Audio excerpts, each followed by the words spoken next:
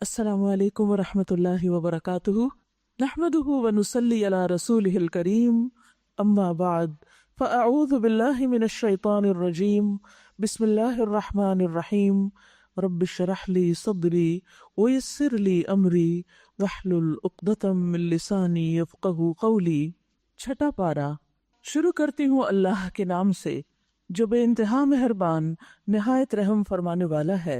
لا يحب الله الجهر بالسوء من القول الا من ظلم وكان الله سميعا عليما۔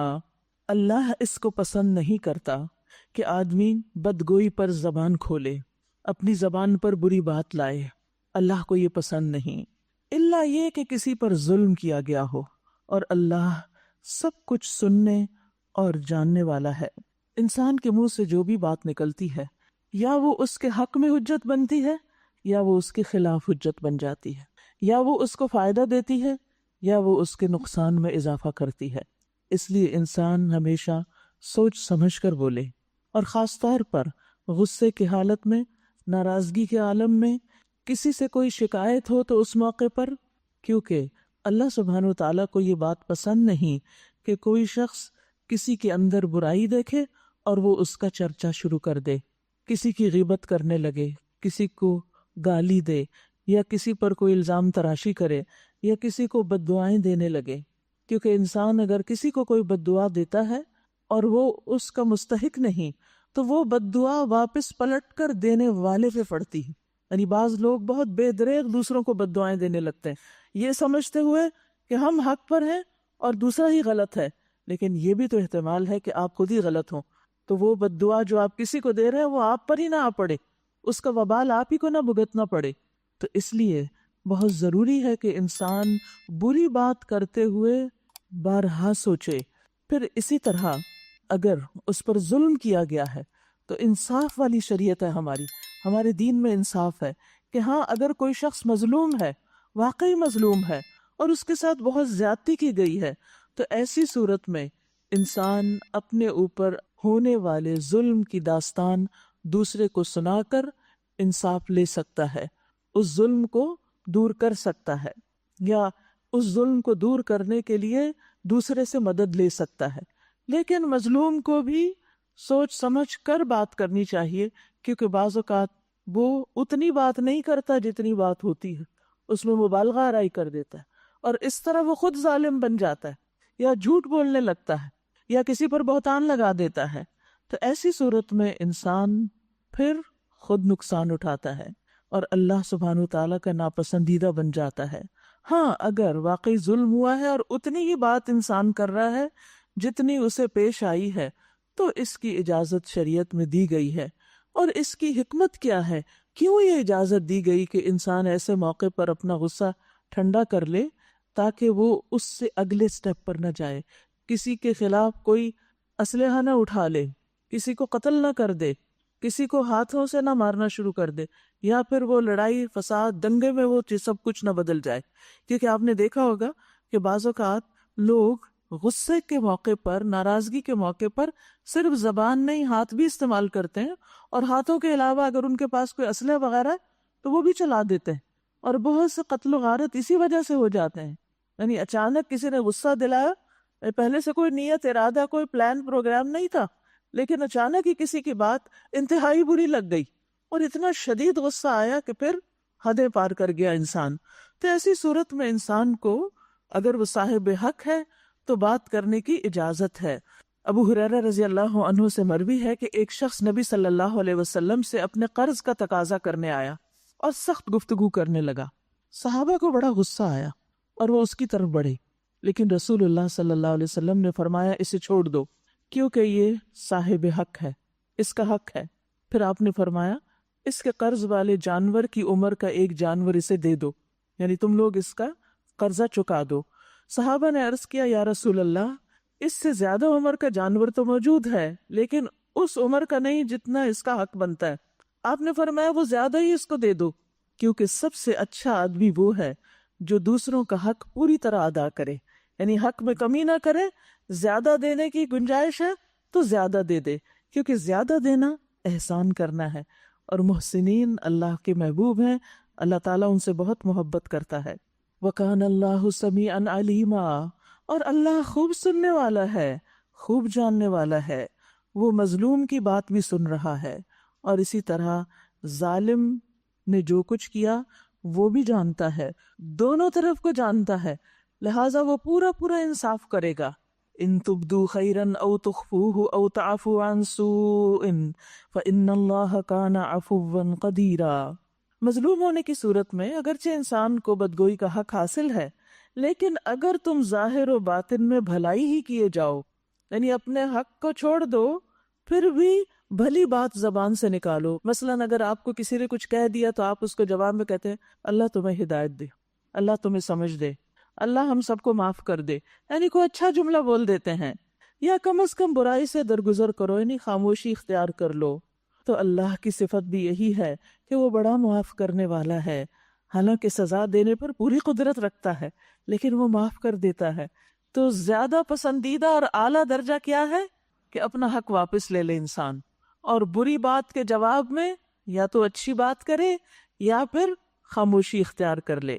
اور جو شخص اللہ کی رضا کے لیے درگزر کرتا ہے، اللہ سبحانہ و تعالیٰ سے جزا پانے کے لیے درگزر کرتا ہے اور احسان کرتا ہے، اللہ سبحانہ و تعالیٰ بھی اس پر احسان فرمائیں گے، اسے اللہ کی محبت حاصل ہوگی۔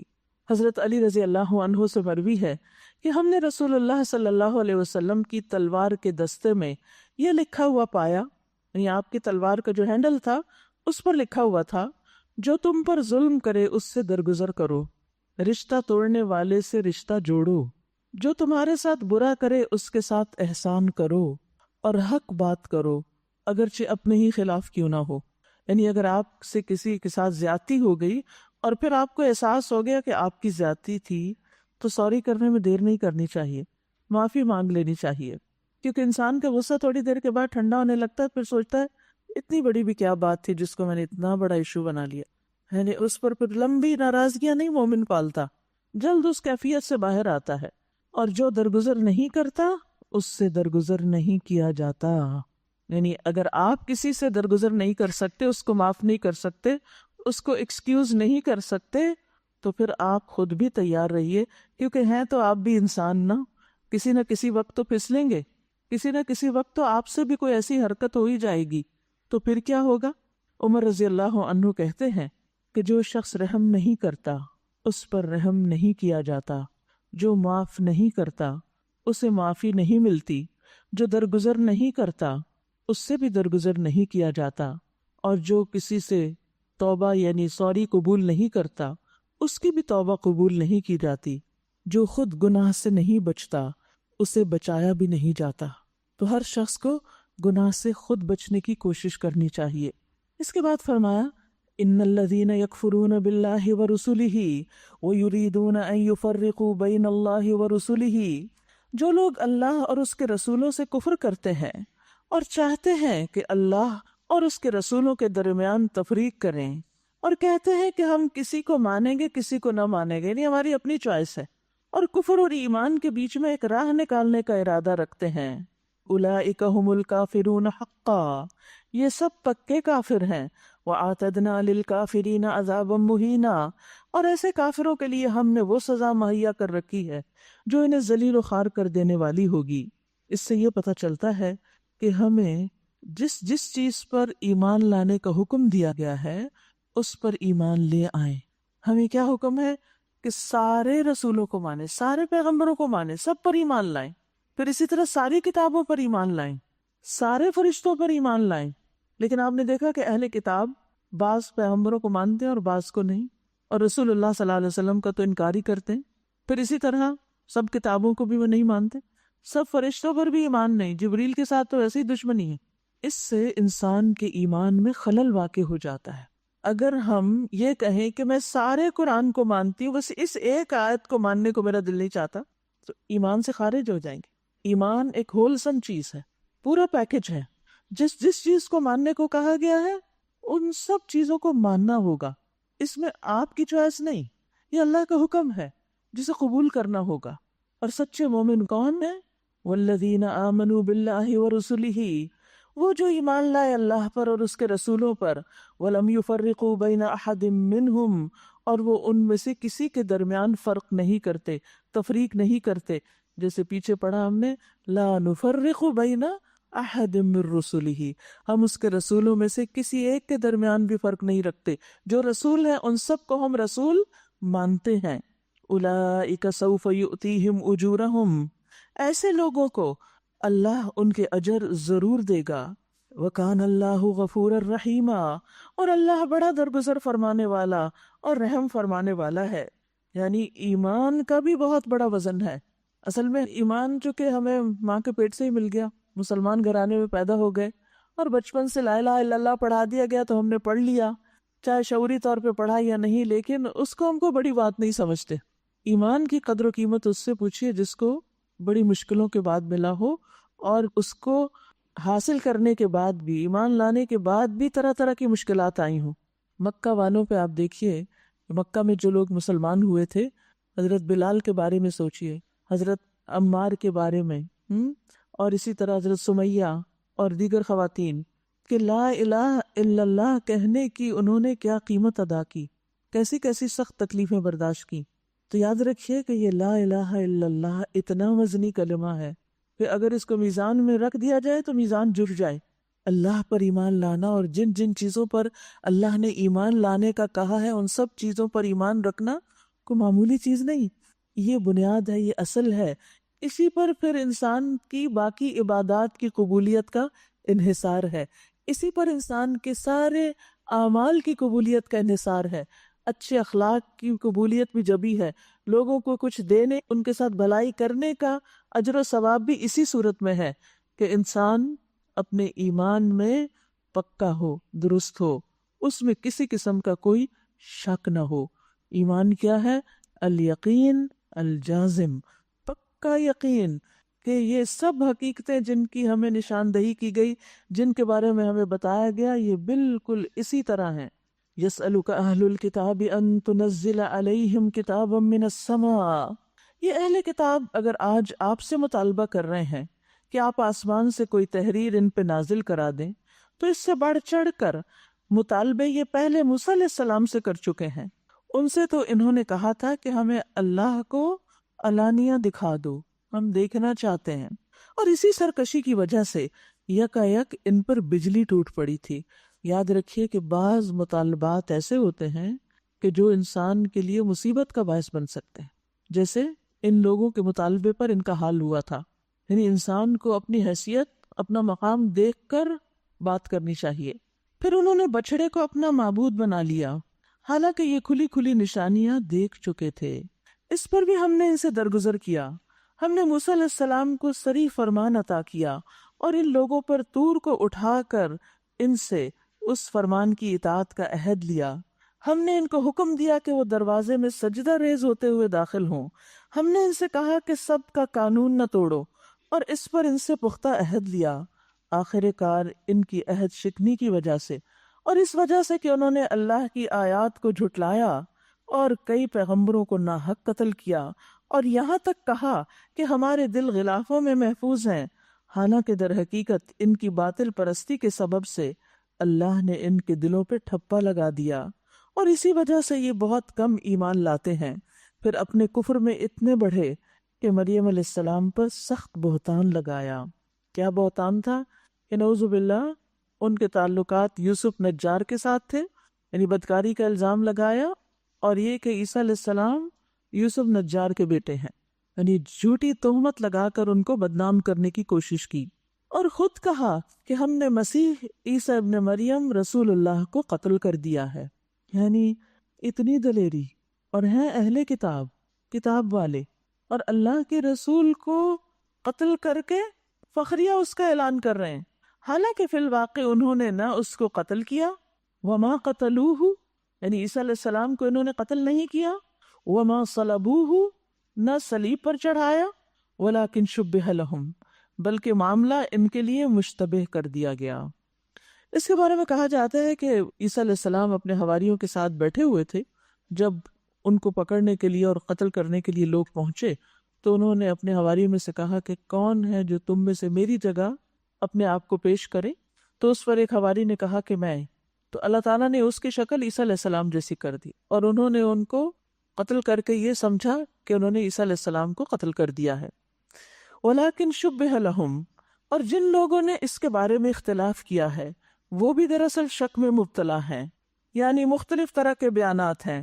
کوئی کہہ رہے تھے کہ وہ مسیح نہیں تھے جو صلیب پہ چڑھائے گئے، کوئی کہہ رہے تھے کہ صلیب پر تو چڑھائے گئے لیکن وہاں نہیں فوت ہوئے، وہ جب نیچے اتارے گئے جب بھی ان کے اندر جان تھی۔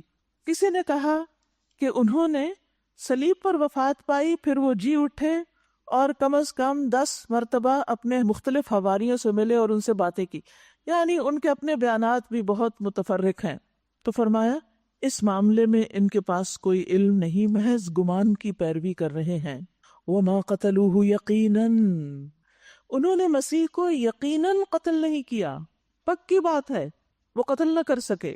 بل رفعہ اللہ الیہ، بلکہ اللہ نے ان کو اپنی طرف اٹھا لیا، بلند کر لیا۔ رفع کا لفظی معنی کیا ہوتا ہے؟ بلند کرنا۔ اللہ نے ان کو بلندی عطا کر دی، جسمانی اور روحانی طور پر عیسیٰ علیہ السلام کو اوپر لے جایا گیا۔ وَكَانَ اللَّهُ عَزِيزًا حَكِيمًا، اور اللہ زبردست ہے، حکمت والا ہے۔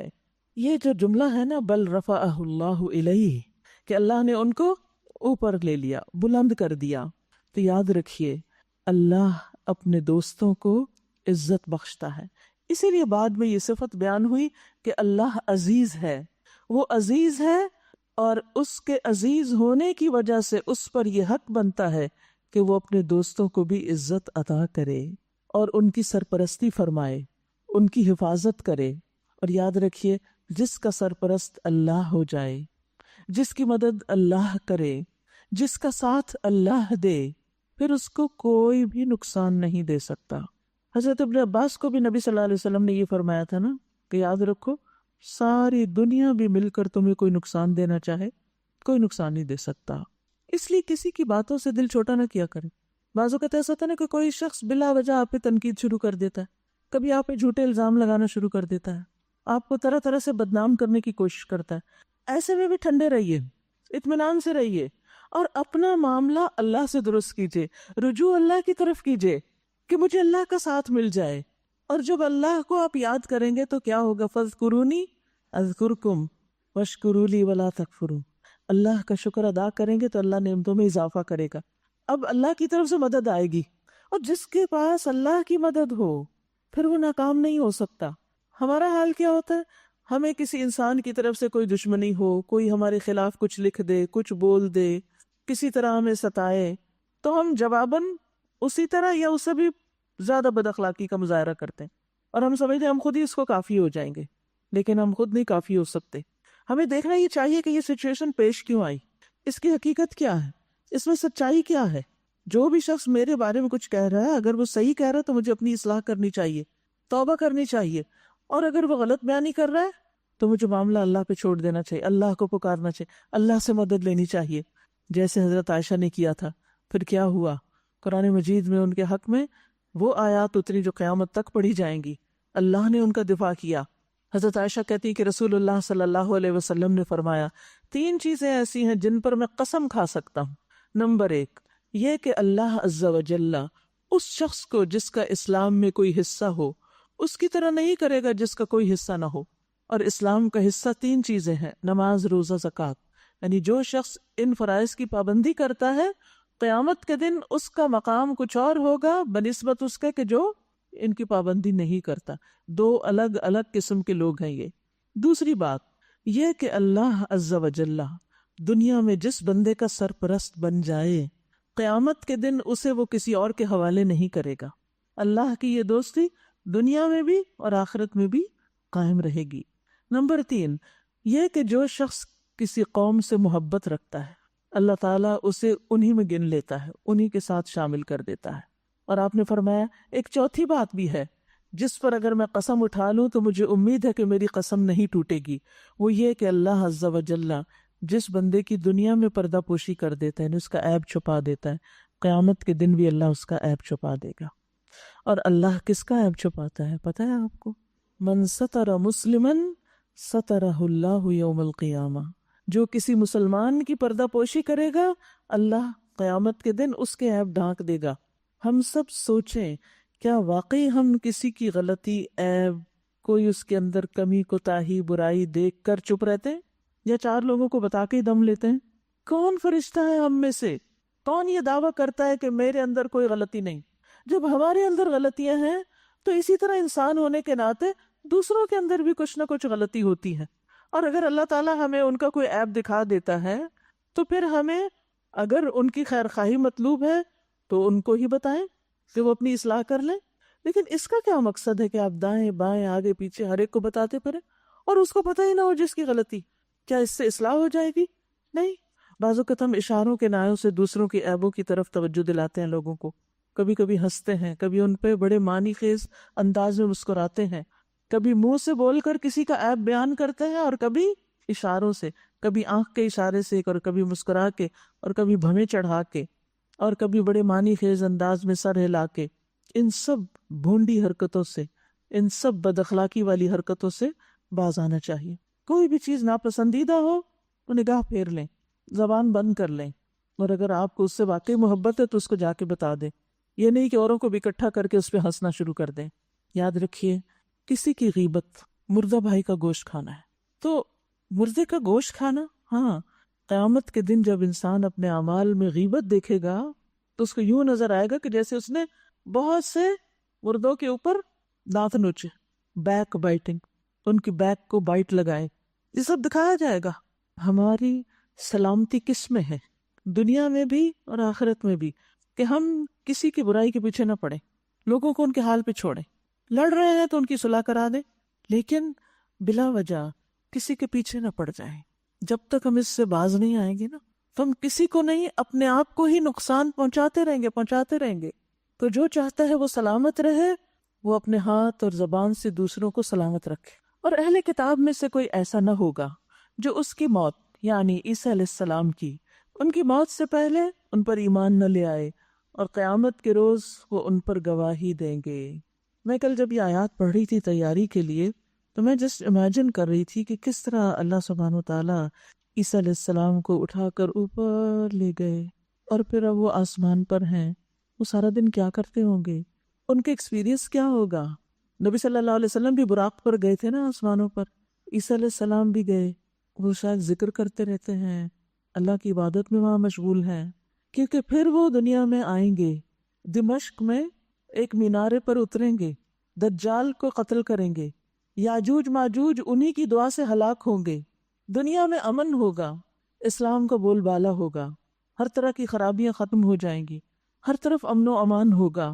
تو عیسیٰ علیہ السلام اللہ کی نشانیوں میں سے ان کی پیدائش اور ان کا دنیا سے اٹھایا جانا، اور پھر ان کی وفات، دنیا میں واپس آ کر وہ عام انسان کی طرح پھر فوت ہوں گے، پھر دنیا میں دفن ہوں گے، یہ سب کچھ ایک نشانی ہے اللہ کی۔ اور یہ نشانی ہمیں بتاتی ہے کہ اللہ سبحانہ و تعالی ہر چیز پر قادر ہے، ہر چیز پر قادر ہے، سب کچھ کر سکتا ہے، اور وہ جو چاہے کرے، جس کو جتنا چاہے اعزاز بخشے۔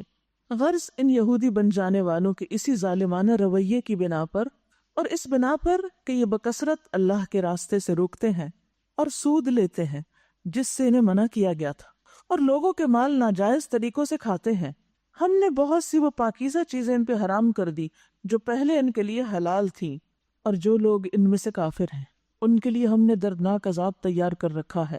مگر ان میں جو لوگ پختہ علم رکھنے والے ہیں، جیسے عبداللہ بن سلام وغیرہ، وہ خود مانتے تھے کہ ہم میں سے بہت بڑے عالم ہیں اور عالم کے بیٹے ہیں، اور ایماندار ہیں، وہ سب اس تعلیم پر ایمان لاتے ہیں جو تمہاری طرف نازل کی گئی ہے اور جو تم سے پہلے نازل کی گئی تھی۔ اس طرح کے ایمان لانے والے اور نماز اور زکوٰۃ کی پابندی کرنے والے اور اللہ اور روز آخرت پر سچا عقیدہ رکھنے والے لوگوں کو ہم ضرور اجر عظیم عطا کریں گے۔ اے محمد صلی اللہ علیہ وسلم، ہم نے آپ کی طرف اسی طرح وحی بھیجی جس طرح نوح علیہ السلام اور اس کے بعد کے پیغمبروں کی طرف بھیجی تھی۔ ہم نے ابراہیم، اسماعیل، اسحاق، یعقوب اور اولاد یعقوب، عیسیٰ، ایوب، یونس، ہارون اور سلیمان علیہم السلام کی طرف وحی بھیجی۔ ہم نے داؤد علیہ السلام کو زبور دی۔ ہم نے ان رسولوں پر بھی وحی نازل کی جن کا ذکر ہم اس سے پہلے آپ سے کر چکے ہیں، اور ان رسولوں پر بھی جن کا ذکر آپ سے نہیں کیا گیا۔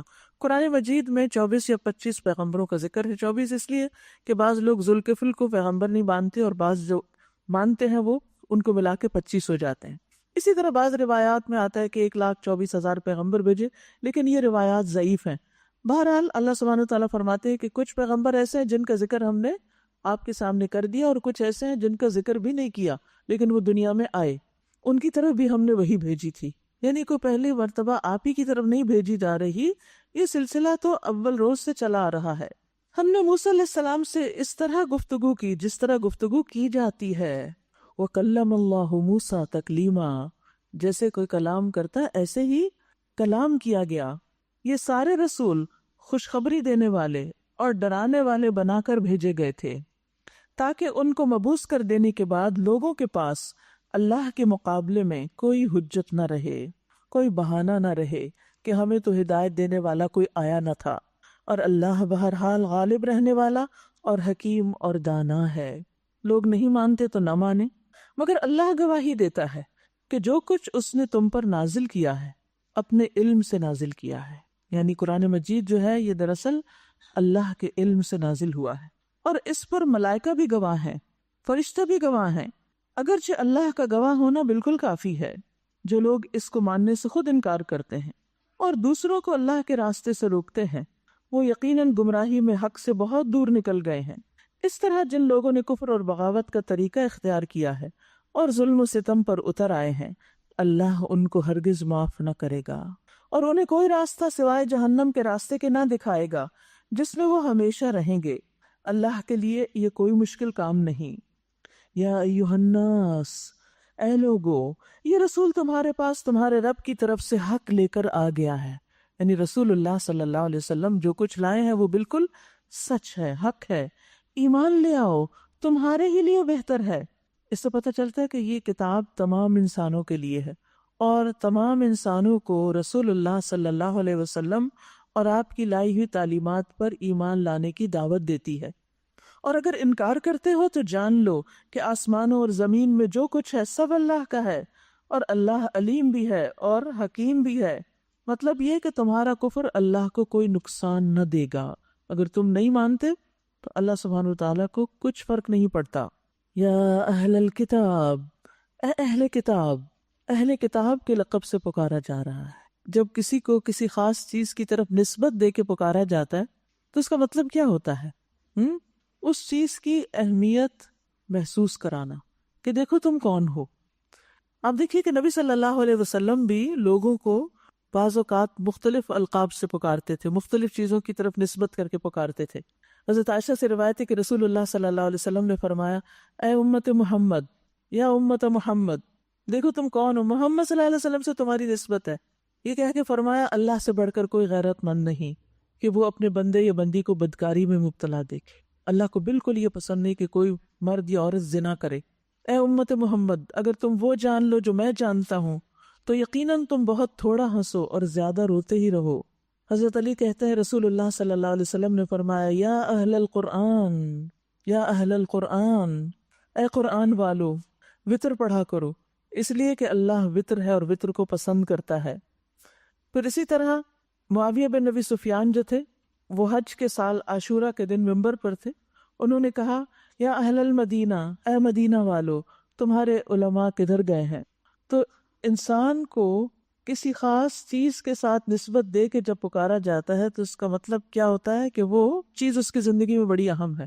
آپ دیکھیے کہ لوگوں کو اپنے بچوں سے بڑی محبت ہوتی ہے، تو ان کے ہاں بچوں کی طرف نسبت کر کے بھی لوگ اپنے نام رکھتے تھے، جیسے ام عبداللہ۔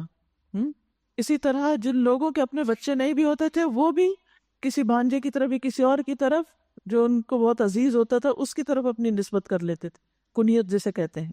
تو جب یہود و نصارہ کو اہل کتاب کہہ کے پکارا جاتا ہے تو اس کا مطلب یہ ہوتا ہے کہ تم تو کتاب پڑھنے پڑھانے والے لوگ ہو، تم اپنے اعمال کو دیکھو کر کیا رہے ہو۔ اس میں ہمارے لیے کیا سبق ہے کہ ہم امت محمد ہیں، ہم اہل القرآن ہیں، قرآن پڑھتے اور پڑھاتے ہیں۔ اے قرآن والو، دیکھو کہیں تم قرآن ہی کے خلاف تو نہیں عمل کر رہے، قرآن کے خلاف تو نہیں کام کر رہے۔ تمہارا فرض کیا بنتا تھا، تمہارے لیے حق کیا تھا، کہ تم اس کتاب کی لاج رکھتے. تو یہاں فرمایا گیا کہ اے اہل کتاب لا تغلو فی دینکم، اپنے دین میں غلو نہ کرو. غلو کیا ہوتا ہے؟ غلو کا مطلب ہوتا ہے کسی چیز کی تائید اور حمایت میں حد سے آگے بڑھ جانا. یہود کا جرم یہ تھا کہ وہ مسیح علیہ السلام کے انکار اور مخالفت میں حد سے بڑھ گئے، اور عیسائیوں نے کیا کیا کہ وہ مسیح علیہ السلام کی عقیدت اور محبت میں حد سے گزر گئے. کل انہوں نے پڑھا تھا نا کہ شیطان کسی چیز سے روکتا ہے یا پھر کسی چیز میں اعتدال نہیں رہنے دیتا اور حد سے بڑھاتا ہے. تو یہ غلو بھی انسان کے لیے بڑا نقصان دہ ہے. اعتدال کا راستہ بہترین راستہ ہے. اور فرمایا کہ دین میں بھی غلو نہ کرو. کہتے ہیں نا excess of everything is bad, کہ ہر چیز کی بہتات جو ہوتی ہے وہ اچھی نہیں ہوتی. دین کے معاملے میں بھی، عبادت کے معاملے میں بھی، کسی بھی خیر اور بھلائی کے معاملے میں، صدقہ خیرات کے معاملے میں، ہر چیز میں انسان کو اعتدال سے کام لینا چاہیے. وَلَا تَقُولُوا عَلَى اللَّهِ إِلَّا الْحَقِّ، اور اللہ کی طرف حق کے سوا کوئی بات منسوب نہ کرو. مسیح عیسیٰ ابن مریم اس کے سوا کچھ نہ تھے کہ اللہ کے ایک رسول تھے اور ایک فرمان کلمہ کن جو اللہ نے مریم کی طرف بھیجا، اور ایک روح تھی اللہ کی طرف سے. بس تم اللہ اور اس کے رسولوں پر ایمان لاؤ اور مت کہو کہ تین ہیں. یہاں ٹرینٹی کو ڈینائی کیا جا رہا ہے کہ تین نہیں، اللہ بس ایک ہی ہے، الہ ایک ہی ہے. انتہو، باز آ جاؤ، خیر لکم، یہ تمہارے حق میں زیادہ اچھا ہے. انما اللہ الہ واحد، بے شک اللہ ایک ہی الہ ہے. سبحانہ، پاک ہے وہ، ان یکون لہ ولد، کہ اس کا کوئی بیٹا ہو. لہ ما فی السماوات و ما فی الارض، آسمان و زمین کی ساری چیزیں اس کی ملکیت ہیں. وکفی باللہ وکیلا، اور ان کی کفالت کے لیے بس وہی کافی ہے. اللہ کو کسی بیٹے کی ضرورت نہیں ہوتی. بیٹا تو اس کو چاہیے ہوتا ہے جس کو خود دنیا سے جانا ہے اور اپنے مال کے لیے اور اپنی لیگیسی کو آگے بڑھانے کے لیے اس کو بیٹے کی ضرورت ہے. اللہ تو اول و آخر ہے، ظاہر و باطن ہے، ہر چیز اسی کی ہے، وہ کسی بیٹے کا محتاج نہیں. پھر فرمایا مسیح علیہ السلام نے کبھی اس بات کو عار نہیں سمجھا کہ وہ اللہ کا ایک بندہ ہوں، اور نہ مقرب ترین فرشتے اس کو اپنے لیے عار سمجھتے ہیں. یعنی یہ سب بندگی میں ہی اپنی عزت سمجھتے ہیں، اپنا اعزاز و اکرام سمجھتے ہیں. اور واقعی بندے کے لیے سب سے اعلیٰ ترین مقام کیا ہے؟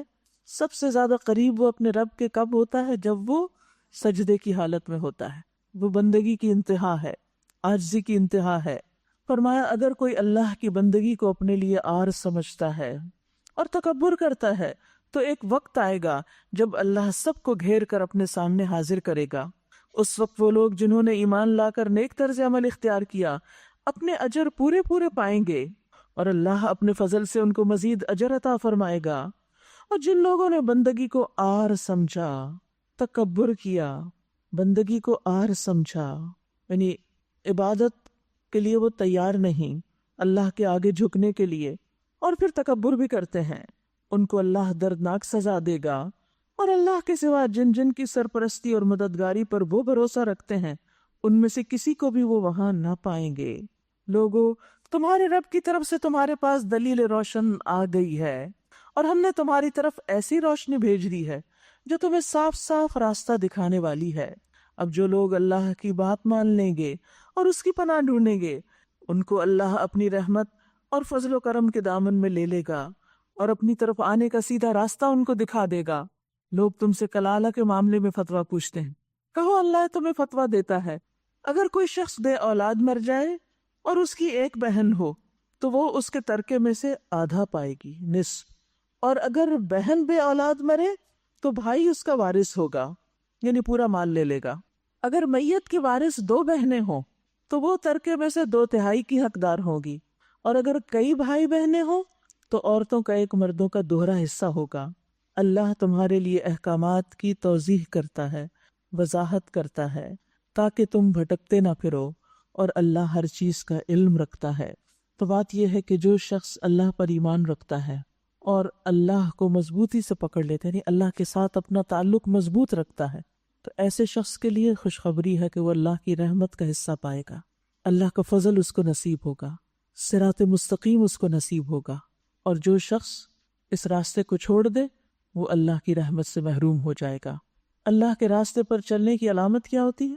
کہ جو بھی اللہ تعالیٰ کے احکامات ہیں انسان ان کو اپنی زندگی میں لائے، حتیٰ کہ مرنے کے بعد بھی کسی کا مال جب تقسیم ہو تو پورے انصاف کے ساتھ ہو، کسی کے حق میں کوئی کمی نہ کی جائے۔ سورۃ المائدہ۔ شروع کرتی ہوں اللہ کے نام سے جو بے انتہا مہربان نہایت رحم فرمانے والا ہے۔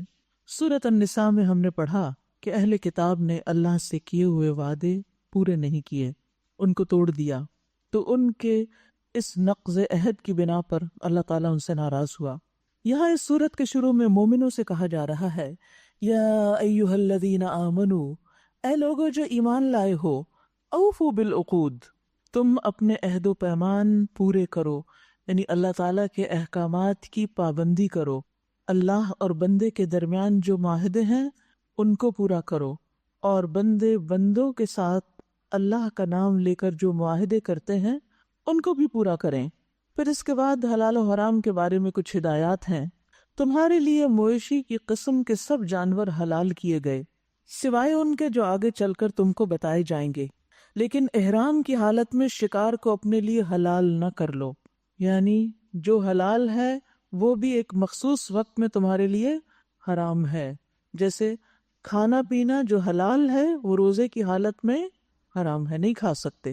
تو اللہ سبحانہ وتعالیٰ نے اس طرح کی پابندیاں دراصل ہمارا امتحان لینے کے لیے ہم پر لگائی ہیں، اور اطاعت نام بھی اس کا ہے، عبادت کہتے ہی اس کو ہے۔ عبادت کا معنی کیا ہے کہ اللہ کے حکم کی پیروی کرو، جہاں کہے چل پڑو تو چل دیں، جہاں کہے رک جاؤ تو رک جائیں، وہ کہے کھا لو تو کھا لیں، وہ کہے نہیں کھاؤ تو نہیں کھائیں، یہی عبادت ہوتی ہے۔ اور یہ نہیں کہ ہم ایک جگہ کی مثال دوسری جگہ لگائیں کہ وہ احرام کی حالت میں شکار منع ہے لہٰذا یہاں عام دنوں میں بھی جانور ذبح نہ کرو، جیسے بہت سے لوگ کہتے ہیں نا وہ احرام کی حالت میں نقاب نہیں کرنا ہوتا نا تو عام دنوں میں کیا ضرورت ہے، وہاں بھی تو نہیں کرتے۔ وہاں کے احکامات وہاں کے لیے ہیں، یہاں کے احکامات یہاں کے لیے، ہر جگہ کے لیے اللہ نے ہمیں جو کرنے کو کہا ہے وہی کریں۔ دین اللہ نے بھیجا ہے، ہماری چوائس پر نہیں کہ ہم اپنی مرضی سے فیصلہ کریں اور اپنی مرضی سے قیاس کرتے رہیں، اچھا وہ بات تو ایسے کہی ویسے کہ نہیں، ہر چیز کی ایک دلیل ہونی چاہیے اور اس دلیل کے مطابق خود کو اس کے تابع کرنا چاہیے، نہ کہ اپنی من گھڑت باتیں اور اپنی خواہشات پر مبنی دین میں تبدیلیاں کرتے رہیں۔ فرمایا بے شک اللہ جو چاہتا ہے حکم دیتا ہے، تو اصل چیز تو اللہ کا حکم ہے۔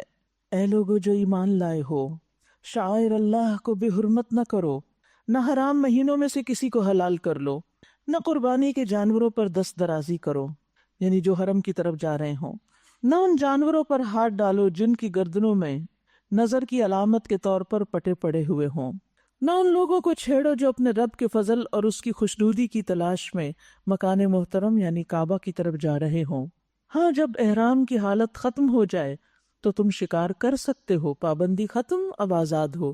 اور دیکھو ایک گروہ نے جو تمہارے لیے مسجد حرام کا راستہ بند کر دیا ہے تو اس پر تمہارا غصہ تمہیں اتنا مشتعل نہ کر دے کہ تم بھی ان کے مقابلے میں ناروا زیادتیاں کرنے لگو۔ سبحان اللہ، یہ ہے ہمارا دین، کہیں بھی ایکسٹریمزم نہیں۔ دشمن اگر تم پر زیادتی کرتا ہے تو تمہیں زیادتی نہیں کرنی، انہوں نے تمہیں مکہ سے نکالا، لہٰذا اب یہ نہیں کہ تم جواباً ان کے ساتھ ظلم برتو، نہیں، نیکی اور تقوی میں ایک دوسرے سے تعاون کرو۔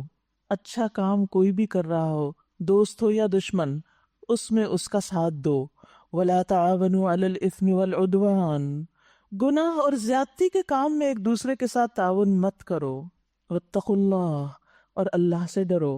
إِنَّ اللَّهَ شَدِيدُ الْعِقَابِ، بے شک اللہ سخت سزا دینے والا ہے۔ گناہ اگر کوئی آگ کا عزیز ترین بھی کر رہا ہو تو اس کو اپریشیٹ مت کرو، اور اگر کوئی کسی پر زیادتی کر رہا ہے، خواہ وہ آپ کے پیرنٹس ہی کیوں نہ ہو، ان کا ساتھ مت دو۔ پیچھے ہم پڑھ چکے ہیں کہ عدل سے کام لو، انصاف کی بات کرو، خواہ اس کی زد تمہاری اپنی جان پر یا تمہارے والدین پر یا اور قریبی لوگوں پہ پڑ رہی ہو، ہمیشہ انصاف کی بات کرنی چاہیے۔ وقتی طور پر اگر کوئی ناراض ہو بھی جائے تو جس وقت اس کا غصہ ٹھنڈا ہوگا اس کو سمجھ آ جائے گی کہ اس شخص نے بات تو مجھے صحیح کہی اور حق والی بات کہی، اور اگر وہ نہ سمجھے تو بھی معاملہ اللہ پہ چھوڑ دیں، کیونکہ امر بالمعروف اور نہی عن المنکر تو فرض ہے، وہ تو کرنا ہی ہے۔ ان اللہ شدید العقاب، بے شک اللہ سخت سزا دینے والا ہے۔ تو اب یاد رکھیے کہ یہاں پر بر اور تقوی دو چیزوں کو ساتھ ساتھ رکھا، یعنی کہ نیکی اور تقوی، ان دو کے اوپر تعاون کرو دوسروں کے ساتھ، یعنی نیکی کا کام کوئی بھی کر رہا اس کے ساتھ مل جاؤ۔ ابو مسعود بدری کہتے ہیں کہ ایک شخص نبی صلی اللہ علیہ وسلم کے پاس سواری مانگنے کے لیے آیا اور کہا کہ میرے پاس سواری نہیں، تو آپ نے فرمایا کہ تم فلاں شخص کے پاس جاؤ۔ چنانچہ وہ وہاں گئے اور اس نے اسے سواری دے دی۔ تو رسول اللہ صلی اللہ علیہ وسلم نے فرمایا جس نے بھلائی کا رستہ دکھا دیا تو اسے اتنا ہی اجر ملتا ہے جتنا کہ اس کے کرنے والے کو ملتا ہے۔ یعنی اگر آپ خود نہیں کسی کو کوئی چیز دے سکتے لیکن آپ کو یہ معلوم ہے کہ کوئی اور دے سکتا ہے تو اس کی رہنمائی اس طرف کر دو تاکہ اس کا کام بن جائے۔ مَن یشفع شفاعۃ حسنۃ یکن لہ نصیب منہا، جو کسی کی اچھی سفارش کرے گا تو اس کو اس میں سے حصہ مل جائے گا، صرف سفارش کرنے سے۔ پھر فرمایا حرمت علیکم المیتۃ والدم ولحم الخنزیر وما اہل لغیر اللہ بہ، تم پر حرام کیا گیا مردار، خون، سور کا گوشت، وہ جانور جو اللہ کے سوا کسی اور کے نام پر ذبح کیا گیا ہو، یعنی جسے ذبح کرتے ہوئے اللہ کے علاوہ اس پر کسی اور کا نام پڑھا جا رہا ہو، چاہے وہ اللہ کے رسول ہی کیوں نہ ہو، چاہے وہ کوئی اور بزرگان دین میں سے کیوں نہ ہو۔ اور پھر جو گلا گھٹ کر یا چوٹ کھا کر یا بلندی سے گر کر یا ٹکر کھا کے مرا ہو وہ بھی حرام ہے، یا جسے کسی درندے نے پھاڑا ہو سوائے اس کے جسے تم نے زندہ پا کر ذبح کر لیا ہو، اور وہ جو کسی آستانے پر ذبح کیا گیا ہو، کسی کی قبر پر یا جہاں کوئی بت رکھا گیا ہو۔ نیز یہ بھی تمہارے لیے ناجائز ہے کہ 500 کے ذریعے سے اپنی قسمت معلوم کرو، یہ سب فسق ہے، نافرمانی کے کام ہے۔ اللہ سبحانہ وتعالیٰ نے واضح کر کے بتا دی کہ کیا کیا کرنا تمہارے لیے جائز نہیں۔ یاد رکھیے اللہ سبحانہ وتعالیٰ نے جو چیزیں ہم پر حرام کی ہیں وہ دراصل ہماری حفاظت کے لیے ہیں، ہمیں نقصان سے بچانے کے لیے ہیں۔ کبھی اللہ سبحانہ وتعالیٰ اس کی حکمت بیان کر دیتا ہے اور کبھی بیان نہیں بھی کرتا، لیکن ہمیں یہ یقین ہونا چاہیے کہ ہمارا رب ہمیں کسی چیز سے روک رہا ہے تو اس میں ہمارا فائدہ ہی ہے، کیونکہ وہ اپنے بندوں پر بے حد مہربان ہے۔ جو اتنا مہربان اور رحیم ہے وہ بھلا کیوں ہم پر زیادتی کرے گا اور ہمیں کیوں ایک اچھی چیز سے روک دے گا؟ وہ ایسا نہیں کر سکتا۔ آپ دیکھیں کہ جب ہمیں کسی انسان پر اعتماد ہوتا ہے، اپنے والدین پر ہوتا ہے یا اپنے کسی عزیز دوست پر ہوتا ہے یا استاد پر ہوتا ہے، تو ہم اس کے کہنے سے وہ کام کر لیتے ہیں جو وہ ہمیں کہتا ہے اور اس سے رک جاتے ہیں جس سے وہ روکتا ہے، کیونکہ یہ ٹرسٹ کی بات ہے۔ ڈاکٹر ہمیں جو دوا دیتا ہے تو ہم یہ تھوڑی دیکھتے ہیں کہ یہ ہمارے لیے واقعی فائدے کی ہے یا نہیں، کیونکہ ہم تو ڈاکٹر نہیں، ہم تو اس کے علم کی وجہ سے، اس کے تجربے کی وجہ سے اس پر اعتماد کرتے ہیں۔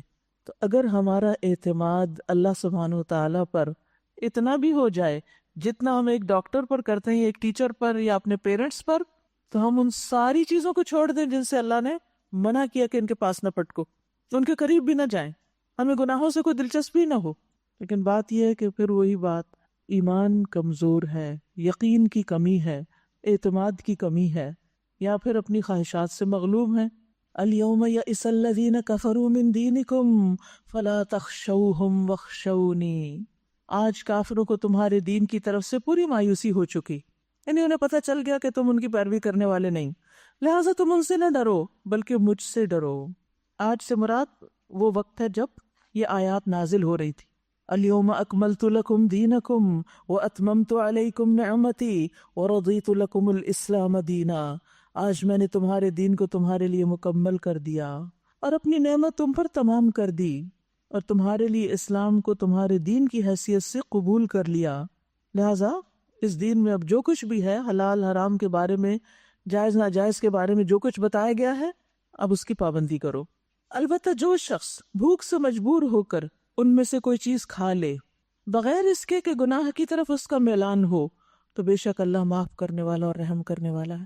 آپ نے دیکھا ہوگا ان بچوں کو جو کوڑے کے ڈھیر سے مختلف چیزیں چن چن کے کھا رہے ہوتے ہیں، بھوک سے بے چین ہو کر، جس کھانے کی طرف آپ دیکھنا بھی نہیں چاہتے، نہ وہ طیب ہوتا ہے اور بعض اوقات شاید اس میں سے کچھ چیزیں حلال بھی نہ ہوں، لیکن ان کے لیے بھوک مٹانے کے لیے اس کی رخصت ہے، لیکن جس کے پاس حلال ہے اس کے لیے نہیں۔ فإن اللہ غفور الرحیم، بے شک اللہ معاف کرنے والا اور رحم فرمانے والا ہے۔ اسے بندے کے حال کا پتہ ہے کہ کون کس مجبوری سے کس چیز کی پابندی نہیں کر پا رہا۔ لوگ پوچھتے ہیں کہ ان کے لیے کیا حلال کیا گیا ہے، کہیے تمہارے لیے ساری پاک چیزیں حلال کر دی گئیں، جسے پیچھے بھی ذکر ہوا تھا نا کل، کہ حرام لمیٹڈ ہے، بس گن کے بتا دیا یہ چیزیں نہیں کھانی، یہ کام نہیں کرنے، اور باقی سب تمہارے لیے حلال ہے، جائز ہے۔ تو حلال کا دائرہ وسیع ہے، حرام محدود ہے، لمیٹڈ ہے۔ اور جن شکاری جانوروں کو تم نے سدھایا ہو، جن کو اللہ کے دیے ہوئے علم کی بنا پر تم شکار کی تعلیم دیتے ہو، جیسے شکاری کتے وغیرہ، وہ جس جانور کو تمہارے لیے پکڑ رکھیں اس کو بھی تم کھا سکتے ہو، یعنی جب اللہ کا نام لے کر ان کو چھوڑو، البتہ اس پر اللہ کا نام لے لو۔ اس سے یہ پتہ چلتا ہے کہ کوئی بھی گوشت حلال اس وقت ہوتا ہے جب اس کا شکار اللہ کے نام سے کیا جائے یا ذبح اس کو اللہ کے نام سے کیا جائے، یعنی ذبح کرتے وقت اللہ کا نام لینا ضروری ہے۔ اور اللہ کا قانون توڑنے سے ڈرو، اللہ کو حساب لیتے کچھ دیر نہیں لگتی۔ آج تمہارے لیے ساری پاک چیزیں حلال کر دی گئیں، اہل کتاب کا کھانا تمہارے لیے حلال ہے اور تمہارا کھانا ان کے لیے، لیکن بنیادی شرط وہی ہوگی کہ اہل کتاب نے اگر اس پر اللہ کا نام لیا ہو، کسی اور کا نہیں۔ اور محفوظ عورتیں بھی تمہارے لیے حلال ہیں، خواہ وہ اہل ایمان میں سے ہو یا ان قوموں میں سے جن کو تم سے پہلے کتاب دی گئی۔ محفوظ عورتیں، پاک دامن عورتیں۔ شرط کیا ہے؟ اذا آتیتموہن اجورہن، جب تم ان کے مہر ادا کر دو، یعنی مہر کی نسبت عورت کی طرف کی گئی، یعنی عورت کا یہ اپنا پورا مال ہوگا، اس کا حق ملکیت ہے اس مال پر، چاہے ڈھیروں مال ہو، وہ اس کا ہے۔ اب اجورہن یعنی ان کا حق ہے، اور اس میں سے کسی کا بھی کچھ حصہ نہیں ہوتا مگر صرف وہی جس کی اجازت وہ اپنے شوہر یا اپنے وارث یا کسی اور کو دے کہ وہ اس میں سے کچھ استعمال کر لے۔ تو یاد رکھیے، مہر عورت کا حق ہے۔ رسول اللہ صلی اللہ علیہ وسلم نے فرمایا، مہر یا جس وعدے کے ساتھ عورت کی شرمگاہ کو حلال کیا جاتا ہے تو یہ اسی عورت کا حق ہے، اور عقد نکاح کے بعد جس چیز کے ساتھ عورت کے باپ، بھائی یا وارث کی تکریم کی جائے تو وہ اسی کا ہوگا۔ سبحان اللہ، ہمارا دین کیا سکھاتا ہے کہ لڑکے والے لڑکی کو بھی مہر دیں اور اس کے جو وارث ہیں، بھائی، باپ اور دیگر رشتہ دار، ان کو بھی تحفے تحائف دیں۔ ہمارے یہاں کیا ہوتا ہے؟ سبحان اللہ، بالکل الٹ، لڑکی جہیز بھی لے کر آئے اور سارے خاندان کے لیے کپڑے اور دیگر تحفے تحائف بھی لے کر آئے۔ اور یہاں آپ دیکھیے کیا کہا جائے، مسند احمد کی روایت ہے کہ مہر عورت کا حق ہے، اور نکاح کے بعد جس چیز کے ساتھ عورت کے باپ، بھائی یا وارث کی عزت کی جائے، یعنی تحفہ وغیرہ دیا جائے، تو وہ اسی کا ہوگا، یعنی ان کا حق ہوگا۔ اور انسان کی جس کے بدلے میں سب سے زیادہ تکریم کی جانی چاہیے، کسی بھی انسان کی جس چیز کے بدلے سب سے زیادہ عزت ہونی چاہیے، وہ اس کی بیٹی یا بہن ہے۔ اتنا بڑا مقام، عزت اور رتبہ دیا ہے اللہ نے عورت کو کہ اگر تم کسی کی بیٹی لے آتے ہو تو اب اس کی وجہ سے تم اس بچی کے والد، بھائی اور جو اس کے رشتہ دار ہیں، ان سب کی بھی عزت کرو۔ لیکن آپ نے دیکھا ہوگا بعض اوقات افسوس کے ساتھ یہ کہنا پڑتا ہے کہ مرد حضرات بیوی کے باپ کو بھی گالیاں دینے لگتے ہیں، ماں کو بھی برا بھلا کہنے لگتے ہیں، اور بھی، حالانکہ ان بیچاروں کو قصور نہیں ہوتا۔ بعض اوقات یہاں کچھ کمی بیشی ہوتی ہے، لڑکی کے اندر کوئی خامی ہوتی ہے، لیکن فوراً کہاں تک پہنچ جاتے ہیں؟ ماں باپ تک پہنچ جاتے ہیں، یا اور خاندان کو تانے ملنے لگتے ہیں، یہ تمہارا تو خاندان ہی ایسا ہے۔ تو یاد رکھیے کہ بیٹی اور بہن جو کسی کے ساتھ بیاہ دیتا ہے تو وہ شخص بذات خود بھی عزت کے قابل ہوتا ہے، یعنی جس نے اپنی بہن دے دی تمہیں، جس نے اپنی بیٹی دے دی تمہیں، اب اس کی عزت کرو، اس کا احترام کرو۔ لیکن ہمارے یہاں کیا کلچر ہے؟ بیٹی کے گھر سے پانی بھی نہیں پینا۔ اب تو خیر اس میں بہت حد تک اصلاح ہو گئی ہے، لیکن ابھی تک بھی ایک وہ ہے کہ لڑکی کے گھر والوں میں سے کوئی نہ آئے تو بہت کم آئے، لڑکی اپنے میکے نہ جائے، 100% پوزیشن ہو، قید ہو، کنٹرول ہو۔ یہ طریقہ درست نہیں۔ اب دیکھیے کہ ایک بچی جس نے اپنی زندگی کے 20-25 سال ایک خاص گھر میں گزارے اور ان کی آپس کی محبتیں تھیں، پھر وہ وہاں سے سب کچھ چھوڑ کر آ گئی، کیا اس کی کوئی یادیں یا اس کے کوئی جذبات اس سے وابستہ نہیں جہاں سے وہ آئی ہے؟ ہیں۔ اور آپ دیکھیے کہ ہم سب خود خواتین، ہم سب اپنے اپنے میکے کو جو اہمیت دیتے ہیں، ان سے جو محبت یا جو والدین کے ساتھ ایک اٹیچمنٹ ہے، خصوصاً بیٹیوں کو ماں باپ کے ساتھ جو ایک اٹیچمنٹ ہوتی ہے، اس کو آپ کبھی ختم نہیں کر سکتے. تو اس لیے کبھی بھی ایسی پابندیاں نہیں لگانی چاہیے کہ جس کی وجہ سے پھر آپس کے تعلقات بہت خراب ہونے لگے. لیکن لڑکیوں کو بھی اس معاملے میں بہت احتیاط کرنی چاہیے کہ اپنے ہسبینڈ کا کمپیریزن اپنے باپ کے ساتھ نہ کریں. وہ ایک میچور شخص ہے، یہ ابھی زندگی کا آغاز کر رہا ہے، اس کی عادتیں پختہ ہو چکی ہیں، وہ بہت سے تجربوں کی بھٹی سے گزر چکا ہے، اور یہاں یہ تو ابھی بہت کچھ سیکھنے والا، بہت کچھ غلطیاں کر کے. تو بی پیشنٹ. پھر اسی طرح یہ غلطی بھی نہ کریں کہ ہر وقت اپنے میکے کی مثالیں، کچھ پکا ہے تو میکے کو یاد کریں، کچھ کھایا ہے تو میکا یاد آ گیا، کوئی ہر چیز میں میکا میکا میکا. یہ میکے کی تکرار چھوڑ دینی چاہیے، اور جس گھر میں جائیں ان کو پوری تسلی دلائیں کہ اب میں اس کو اپنا گھر سمجھتی ہوں، اس کو واقعی گھر سمجھیں. آپ گھر سمجھیں گے تو آپ کے لیے گھر بنے گا، اور اگر آپ نے اپنا گھر نہیں سمجھا اور بیک ہوم پیچھے ماں باپ ہی کے گھر کو گھر سمجھتے رہے تو پھر گزارا مشکل ہے. کیونکہ ہر شخص کے اندر ایک جیلسی کا عنصر ہوتا ہے نا، جب وہ دیکھتا ہے کہ یہ شخص مجھ سے زیادہ کسی اور کو امپورٹنس دے رہا ہے. شوہر یہ دیکھتا ہے کہ یہ مجھ سے زیادہ اپنے باپ کی باتیں اور تعریفیں کرتی، ساس دیکھتی ہے کہ ہر چیز میں اپنی ماں کو زیادہ پریفرنس دیتی. تو پھر ان کی محبت آپ کو کیسے ملے گی؟ محبت دینے سے ملتی، احترام دینے سے ملتا ہے، قدر کرنے سے واپس قدر لوٹتی. تو دینے والے بن جائیں. وَمِمَّا رَزَقْنَاهُمْ يُنْفِقُونَ. جب آپ دیں گے تو انشاءاللہ محروم نہیں ہوں گے کبھی. اور کبھی کچھ چیزیں ناگوار بھی ہوتی ہیں تو ان پہ صبر کر لے انسان، کوئی بات نہیں، بڑے فائدے کے لیے. اذا آتیتموہن اجورہن محسنین غیر مسافحین ولا متخذی اخدان. یعنی کسی بھی عورت کے ساتھ تمہارا تعلق نکاح کے ساتھ ہو، اس پہ باقاعدہ حق مہر دیا گیا ہو، اور پھر ان کی حفاظت بھی ہو. یعنی ایک عورت کی شادی کے بعد شوہر قوام ہوتا ہے، اس کی ذمہ داری ہے کہ وہ عورت کو پروٹیکشن فراہم کرے. محسنین قید نکاح میں لائے، غیر مسافحین زنا کے تعلقات نہ ہوں، ولا متخذی اخدان اور نہ چوری چھپے آشنائیاں، دوستیاں، چھپ چھپ کے دوستیاں اور چھپ چھپ کے تعلقات. اسلام اس کی اجازت نہیں دیتا. شادی کے بغیر کی محبتیں اس کی اجازت نہیں دیتا. اگر کسی کا بھی کوئی ایسا ریلیشن ہو تو اس کا حل کیا ہے کہ انسان شادی کر لے، اور اگر شادی نہیں ہو سکتی، ناممکن ہے، تو اس ریلیشن شپ سے باہر آ جائے، کیونکہ یہ انسان کے لیے بہت بڑا فتنہ ہے. اور اس میں پڑھ کر انسان نہ اپنی عبادت کا رہتا ہے اور نہ ہی کسی اور کام کا. اول تو انسان اپنے آپ کو فتنے والی جگہوں سے بچائے، لیکن اگر کسی وجہ سے کسی فتنے میں پڑ گیا ہے تو اس سے باہر آئے اور اپنے دین ایمان کو محفوظ کرے. اور یہاں مردوں کو حکم دیا جا رہا ہے کہ وہ باقاعدہ نکاح کریں، نکاح کے بغیر تعلقات مت رکھیں. اور جو کسی نے ایمان کی روش پر چلنے سے انکار کیا، سبحان اللہ، یعنی یہ ایمان کی روش ہے کہ انسان نکاح کے ساتھ تعلق قائم کرے، اور نکاح کے بغیر کے تعلق یہ ایمان کے منافی ہیں. تو اگر کسی نے ایمان کی روش پہ چلنے سے انکار کیا، وَمَن يَكْفُرْ بِالْإِيمَانِ فَقَدْ حَبِطَ عَمَلُهُ، تو اس کا سارا عمل ضائع ہو جائے گا. وَهُوَ فِي الْآخِرَةِ مِنَ الْخَاسِرِينَ، اور وہ آخرت میں خسارہ پانے والوں میں شامل ہو جائے گا. اور یہاں چونکہ اہل کتاب عورتوں سے بھی شادی کی اجازت دی جا رہی ہے، تو وہاں بھی انسان ضرور دیکھے کہ کیا واقعی اس نکاح کے بعد میں اپنا ایمان محفوظ رکھ سکوں گا یا نہیں، کیونکہ اگر ایمان گیا تو سب کچھ گیا. پھر فرمایا یا ایھا الذین آمنوا، اے لوگو جو ایمان لائے ہو، اذا قمتم الی الصلاۃ فاغسلوا وجوہکم، جب تم نماز کے لیے اٹھو تو چاہیے کہ اپنے منہ اور ہاتھ کونیوں تک دھو لو، سروں پر ہاتھ پھیر لو یعنی مسح کر لو، اور پاؤں ٹخنوں تک دھو لیا کرو. اگر جنابت کی حالت میں ہو تو نہا کر پاک ہو جاؤ. نہیں شوہر بیوی کا تعلق قائم ہوا یا احتلام ہوا ہے یا پھر پیریڈ سے، تو پھر نہا کر پاک ہو.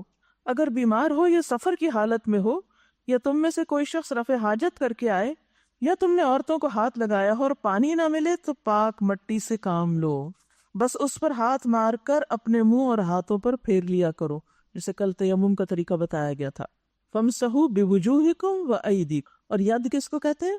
یہ ہتھیلی جس ہے نا، یہ ہتھیلی بس، اور وجہ چہرے کو، بس ان دو چیزوں کے اوپر ہاتھ مار کے، پھونک مار کے ہاتھ پہ، چہرے اور ہاتھ پہ پھیر لینا کافی ہے. اللہ تم پر زندگی کو تنگ نہیں کرنا چاہتا، یعنی ایسی مشقت میں نہیں ڈالا کہ جو وضو نہیں کر سکتا وہ بھی لازماً وضو کرے چاہے وہ اس کے بعد مشقت میں پڑ جائے، مشکل میں پڑے، مگر وہ چاہتا ہے کہ تمہیں پاک کرے اور اپنی نعمت تم پر تمام کر دے، شاید کہ تم شکر گزار بنو۔ تو سبحان اللہ، وضو ایک نعمت ہے، یعنی وضو کا کرنا، پاک ہونا، اور پھر اگر وضو نہیں تو تیمم سے پاک ہونا، یہ پاکیزگی ایک نعمت ہے۔ اور خاص طور پر وضو، کیونکہ یہ گناہوں سے پاک صاف کر دیتا ہے۔ جب انسان وضو کرتا ہے اور کلی کرتا ہے اور ناک میں پانی چڑھاتا ہے اور ناک جھاڑتا ہے تو اس کے منہ اور ناک، نتنوں سے سب گناہ جھڑ جاتے ہیں۔ منہ دھوتا ہے تو چہرے سے، حتیٰ کہ داڑھی کے کناروں کے ساتھ لگ کر پانی کے جو قطرے گرتے ہیں ان کے ساتھ بھی گناہ جھڑ رہے ہوتے ہیں۔ کوہنیوں تک ہاتھ دھوتا ہے تو اس کے ہاتھوں کے گناہ انگلیوں کی طرف سے پانی کے ساتھ گر جاتے ہیں۔ جب سر کا مسح کرتا ہے تو سر کے گناہ اس کے بالوں کے اطراف سے پانی کے ساتھ گر جاتے ہیں، یعنی پورا وائپ کرتا ہے۔ اور یاد رکھیے، سر پورا سر ہوتا ہے، یہاں صرف ہاتھ پھیرنا مسح نہیں ہوتا۔ پھر اسی طرح پاؤں دھوتا ہے تو پاؤں کی انگلیوں کے پوروں کی طرف سے پانی کے ساتھ سارے گناہ گر جاتے ہیں۔ پھر انسان کھڑا ہو کر نماز پڑھتا ہے، اللہ کی حمد و ثنا کرتا ہے، اس کی بزرگی، اس کے شایان شان بیان کرتا ہے اور اپنے دل کو خالص اللہ کے لیے فارغ کر لیتا ہے، تو آدمی اپنے گناہوں سے اس طرح پاک و صاف ہو جاتا ہے جس طرح آج ہی اس کی ماں نے اس کو جنم دیا تھا۔ اب یہ آپ پر ہے کہ آپ نماز کیسے پڑھتے ہیں، وضو کیسے کرتے ہیں، کتنے شعور کے ساتھ، اور پھر نماز میں حالت کیا ہوتی ہے۔ تو یہ اللہ سبحانہ تعالیٰ کا بہت بڑا انعام ہے۔ اللہ اپنی نعمت تم پہ تمام کرنا چاہتا ہے۔ وضو کرنا مشکل لگتا ہے نا سارے انسان کو، لیکن جب انسان یہ سوچے کہ یہ تو اللہ کی نعمت ہے اور ایک طریقہ ہے میرے گناہوں سے مجھے پاک کرنے کا، تو آپ کا شوق بڑھ جائے گا۔ لعلکم تشکرون، شاید کہ تم شکر گزار بنو۔ اللہ نے تمہیں جو نعمت عطا کی ہے اس کا خیال رکھو، اور اس پختہ عہد و پیمان کو نہ بھولو جو اس نے تم سے لیا ہے، یعنی تمہارا یہ قول کہ ہم نے سنا اور اطاعت قبول کی۔ اللہ سے ڈرو، اللہ دلوں کے راز تک جانتا ہے۔ یاد رکھیے، وَاذْكُرُوا نِعْمَةَ اللَّهِ عَلَيْكُمْ، اللہ کی نعمتوں کو یاد کرنا چاہیے، دل سے بھی اور زبان سے بھی، بول کر بھی، کیونکہ ان نعمتوں کو یاد رکھنا اللہ کے شکر اور اس کی محبت کی طرف دعوت دینے والا ہوتا ہے۔ یعنی دل میں اللہ کی محبت بھر جاتی ہے، دل میں احسان کے جذبات پیدا ہو جاتے ہیں کہ اللہ سبحانہ وتعالیٰ نے ہم پر کتنا احسان کیا ہے کہ ہمیں یہ نعمتیں عطا کی ہیں۔ پھر اسی طرح انسان کے اندر سے خود پسندی بھی نکلتی ہے، انسان کا تزکیہ ہوتا ہے، یہ تو سراسر اللہ کا احسان ہے مجھ پر۔ تو نعمتوں کا شکر ادا کرتے رہیں، چھوٹی نعمت کا بھی، بڑی نعمت کا بھی۔ رسول اللہ صلی اللہ علیہ وسلم نے فرمایا، جو تھوڑے پر شکر نہیں کرتا وہ زیادہ پر بھی نہیں کرتا، کیونکہ شکر ادا کرنا ایک رویہ ہوتا ہے، ایک مزاج ہوتا ہے۔ جو انسانوں کا شکر ادا نہیں کرتا وہ اللہ کا بھی شکر گزار نہیں بنتا۔ تو اللہ سبحانہ تعالیٰ کے ساتھ ساتھ بندوں کے جو ہم پر احسانات ہیں ان پر بھی شکریہ ادا کرنا چاہیے۔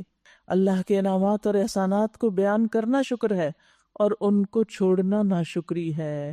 شکر کیا ہے؟ اللہ تعالیٰ کے انعامات اور احسانات کا ذکر کرتے رہنا، یہاں ذکر کرنے کا حکم دیا گیا ہے۔ واتقوا اللہ، اور اللہ سے ڈرو، ان اللہ علیم بذات الصدور، بے شک اللہ سینوں کے بھید تک جانتا ہے۔ اے لوگو جو ایمان لائے ہو، اللہ کی خاطر راستی پر قائم رہنے والے اور انصاف کی گواہی دینے والے بنو۔ کسی گروہ کی دشمنی تمہیں اتنا مشتعل نہ کر دے کہ انصاف سے پھر جاؤ، یعنی دشمنی میں بھی انصاف، عدل، اعتدال، تو ایکسٹریمزم تو ختم ہی ہو گیا۔ کسی گروہ کی دشمنی تمہیں اتنا مشتعل نہ کر دے کہ انصاف سے پھر جاؤ، عدل کرو۔ یہ تقویٰ سے زیادہ مناسبت رکھتا ہے۔ اللہ سے ڈر کر کام کرتے رہو، جو کچھ تم کرتے ہو اللہ اس سے پوری طرح باخبر ہے۔ وعد اللہ الذین آمنوا وعملوا الصالحات، جو لوگ ایمان لائے اور نیک عمل کریں اللہ نے ان سے وعدہ کیا ہے، کیا؟ لہم مغفرۃ و اجر عظیم، کہ ان کے لیے بخشش اور اجر عظیم ہے۔ یعنی جب اللہ کی طرف سے انسان کو بخشش کا وعدہ مل جاتا ہے اور انسان کی کوششوں پر اجر کا وعدہ ہو جاتا ہے، تو پھر انسان کا دل کیا چاہتا ہے کہ سجدے میں پڑ جائے، اس پر شکر ادا کرے۔ رہے وہ لوگ جو کفر کریں اور اللہ کی آیات کو جھٹلائیں تو وہ دوزخ میں جانے والے ہیں۔ اے لوگو جو ایمان لائے ہو، اللہ کے اس احسان کو یاد کرو جو اس نے ابھی حال میں تم پر کیا، جب ایک گروہ نے تم پر دست درازی کا ارادہ کر لیا تھا مگر اللہ نے ان کے ہاتھ تم پر اٹھنے سے روک دیے۔ کہا جاتا ہے اشارہ ہے اس واقعے کی طرف جب نبی صلی اللہ علیہ وسلم ایک غزوہ کے بعد راستے میں کہیں رکے، سب صحابہ بھی مختلف جگہوں پہ پھیل گئے، آپ ایک درخت کے نیچے آرام کر رہے تھے، آپ نے اپنی تلوار درخت کے ساتھ لٹکا دی، اتنے میں ایک بدو آیا اور اس نے آپ پر تلوار سونت دی. تو اس نے کہا کہ آپ کو مجھ سے کون بچائے گا؟ تو آپ نے فرمایا اللہ. تو وہ ڈر گیا اور اس کے ہاتھ سے تلوار گر گئی اور پھر آپ نے وہ تلوار اٹھا لی. تو بہرحال ایک یہ موقع ہے، اور بھی کچھ مواقع ہیں جب اللہ سبحانہ تعالیٰ نے آپ کو پروٹیکٹ کیا، آپ کے ساتھیوں کو، مگر اللہ نے ان کے ہاتھ تم پر اٹھنے سے روک دیے. اللہ سے ڈر کر کام کرتے رہو. ایمان رکھنے والوں کو اللہ ہی پر بھروسہ کرنا چاہیے، اللہ پہ توکل کرنا چاہیے. سبحان اللہ. یعنی اللہ نے پہلے بھی تمہیں بچایا ہے اور آئندہ بھی بچائے گا. اللہ نے بنی اسرائیل سے پختہ عہد لیا تھا اور ان میں 12 نقیب مقرر کیے اور ان سے کہا تھا میں تمہارے ساتھ ہوں اگر تم نے نماز قائم رکھی اور زکوٰۃ دی. سبحان اللہ. اگر نماز اور زکوٰۃ کا اہتمام کرو گے تو میں تمہارے ساتھ ہوں. اس سے کیا پتہ چلتا ہے؟ اگر ہم چاہتے ہیں کہ ہمیں اللہ کی مدد نصیب ہو، ہماری مشکلات حل ہوں، تو پھر ہمارے اوپر بھی لازم ہے کہ ہم اللہ کے حقوق ادا کریں اور میرے رسولوں کو مانا اور ان کی مدد کی. اللہ کے دین کی مدد آنے کا سبب بنتا ہے. اور اپنے اللہ کو اچھا قرض دیتے رہے، یعنی دین کے راستے میں خرچ کرتے رہے. تو یقین رکھو میں تمہاری برائیاں تم سے دور کر دوں گا اور تمہیں ایسے باغوں میں داخل کروں گا جن کے نیچے نہریں بہتی ہوں گی. مگر اس کے بعد جس نے تم میں سے کفر کی روش اختیار کی تو در حقیقت اس نے سیدھی راہ گم کر دی. پھر یہ ان کا اپنے عہد کو توڑ ڈالنا تھا جس کی وجہ سے ہم نے ان کو اپنی رحمت سے دور پھینک دیا اور ان کے دل سخت کر دیے. یعنی جب کوئی شخص اللہ سے وعدہ کر کے توڑ دیتا ہے تو پھر اللہ سبحانہ تعالیٰ اس سے ناراض ہوتا ہے. اور ناراضگی کی صورت کیا ہوتی ہے کہ انسان کا دل بے حس ہونے لگتا ہے، دل سخت ہو جاتا ہے. لا حول ولا قوت الا باللہ. جب دل سخت ہوتا ہے تو انسان پر کوئی واز، نشانیاں، ڈراوا، بشارت، شوق دلانے والی کوئی بات کچھ بھی اثر نہیں کرتی. نہ آخرت کی سزا، نہ اللہ کا غضب و ناراضگی، کوئی چیز انسان کے اوپر پھر اثر انداز نہیں ہوتی. حقیقت یہ ہے کہ انسان کی اصلاح کا تعلق اس کے دل کے ساتھ ہے. جب دل بگڑتا ہے تو سارا جسم بگڑ جاتا ہے، اور جب دل کی اصلاح ہوتی ہے تو پورے جسم کی اصلاح ہو جاتی ہے. اور یاد رکھیے دل کا معاملہ بڑا ہی نازک ہے. دل ایک لمحے میں پلٹ جاتا ہے. جبیر بن نفیر کہتے ہیں میں حمص میں ابو درداء کے پاس ان کے گھر گیا. وہ اپنی مسجد میں کھڑے نماز پڑھ رہے تھے. جب وہ تشہد میں بیٹھے تو نفاق سے اللہ عز و جل کی پناہ مانگنے لگے. ہماری کل کی دعا بھی یہی تھی نا، اللہ تعالیٰ ہمیں نفاق سے بچائے. جب انہوں نے سلام پھیرا تو میں نے ان سے کہا اے ابو درداء اللہ آپ کو معاف فرمائے، آپ کا نفاق سے کیا تعلق؟ یعنی آپ تو اللہ کے رسول کے صحابی ہیں، آپ تو سچے مومن ہیں، آپ کا اور نفاق کا کیا جوڑ؟ انہوں نے 3 دفعہ کہا اللہم غفرن، اللہم غفرن، اللہم غفرن، اللہ معاف کر دینا، اللہ معاف کر دینا. اور فرمایا جو مصیبت سے بے خوف ہوتا ہے اس کو مصیبت سے تحفظ حاصل نہیں ہوتا. اللہ کی قسم ایک آدمی ایک ہی گھڑی میں فتنے میں ڈال دیا جاتا ہے اور وہ اپنے دین سے پھر جاتا ہے. یعنی دین سے پھرتے ہوئے دیر نہیں لگتی. اس لیے کبھی یہ نہ سوچو ہمارا کچھ نہیں بگڑے گا، ہمارا کچھ نقصان نہیں. تو یہود پر، اہل کتاب پر لعنت کس وجہ سے کی گئی؟ کیونکہ انہوں نے اللہ سے کیے ہوئے اپنے عہد توڑ دیے اور پھر اللہ نے ان کے دل سخت کر دیے. اس وجہ سے اب ان کا حال کیا ہے؟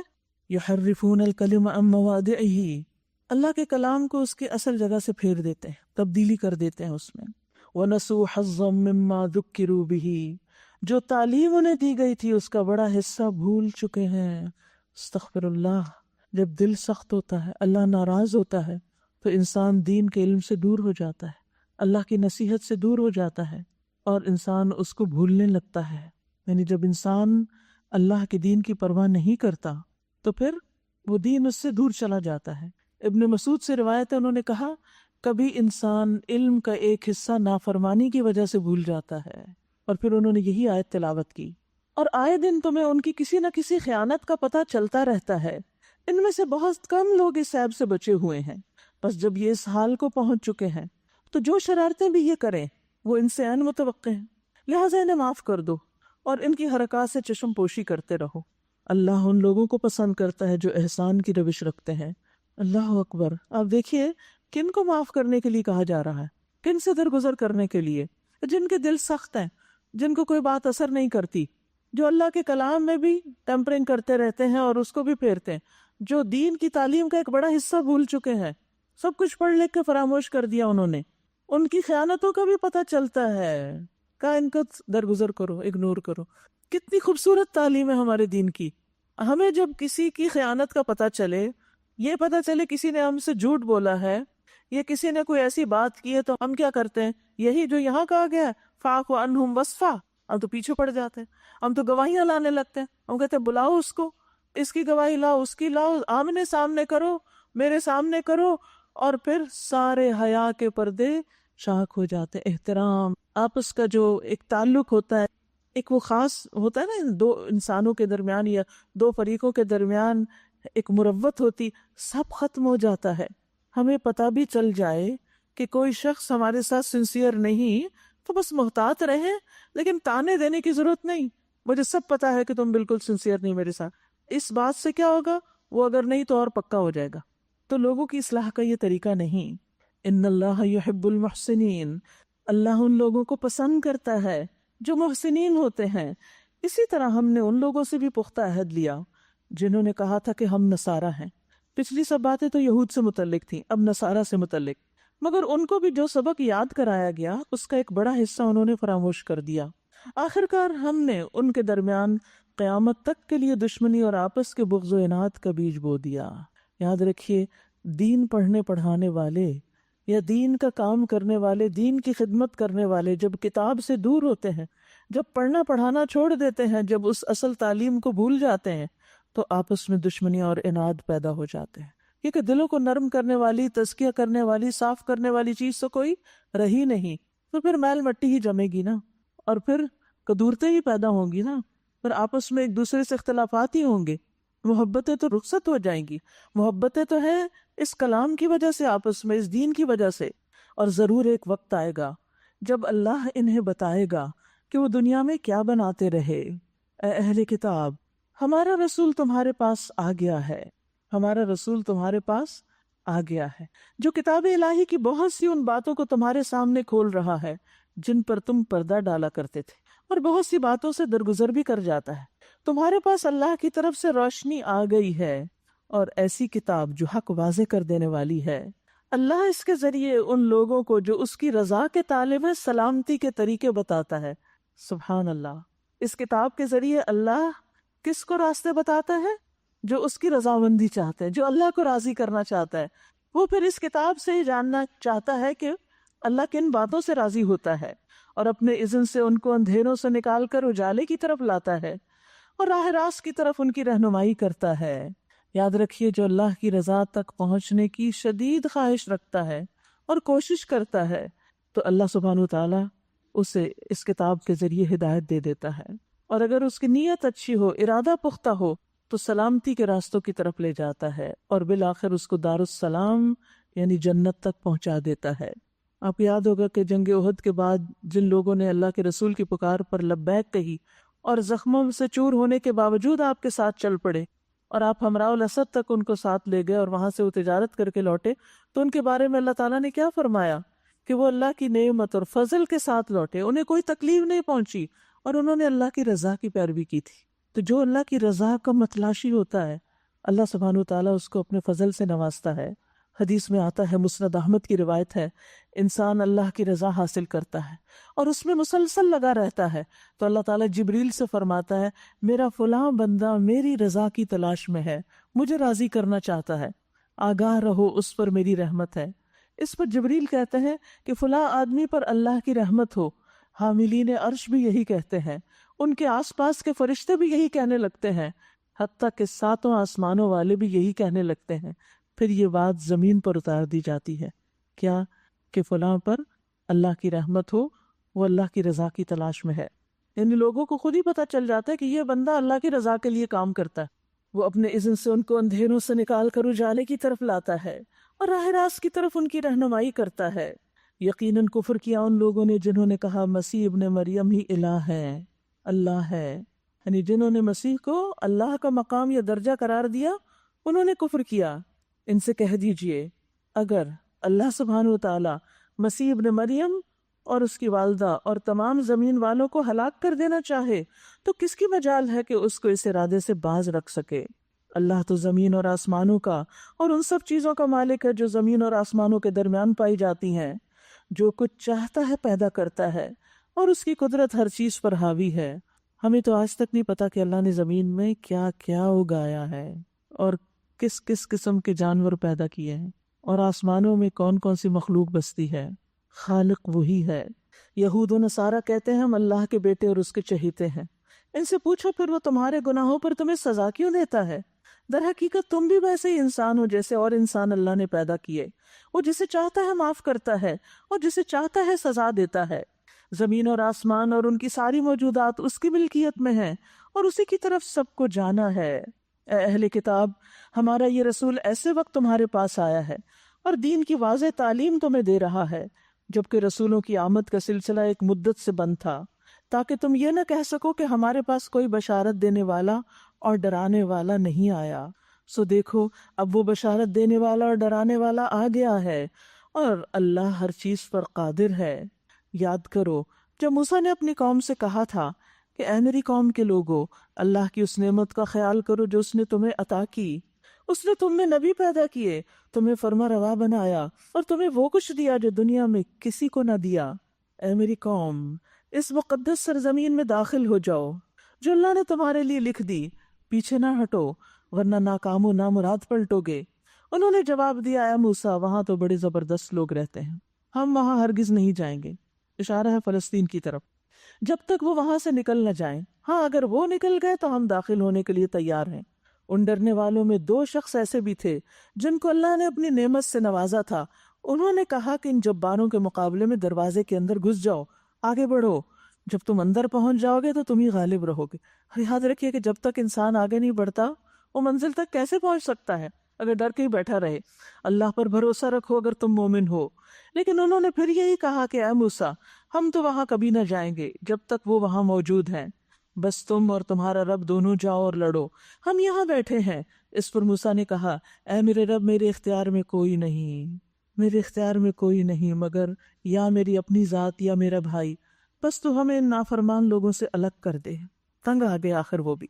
اللہ نے جواب دیا، اچھا تو وہ ملک یعنی فلسطین 40 سال تک ان پر حرام ہے، یہ زمین میں مارے پھریں گے، یعنی صحرائے تیہ کی طرف اشارہ ہے جس میں وہ تھے، کہ اسی میں ہی گھومتے پھرتے رہیں گے۔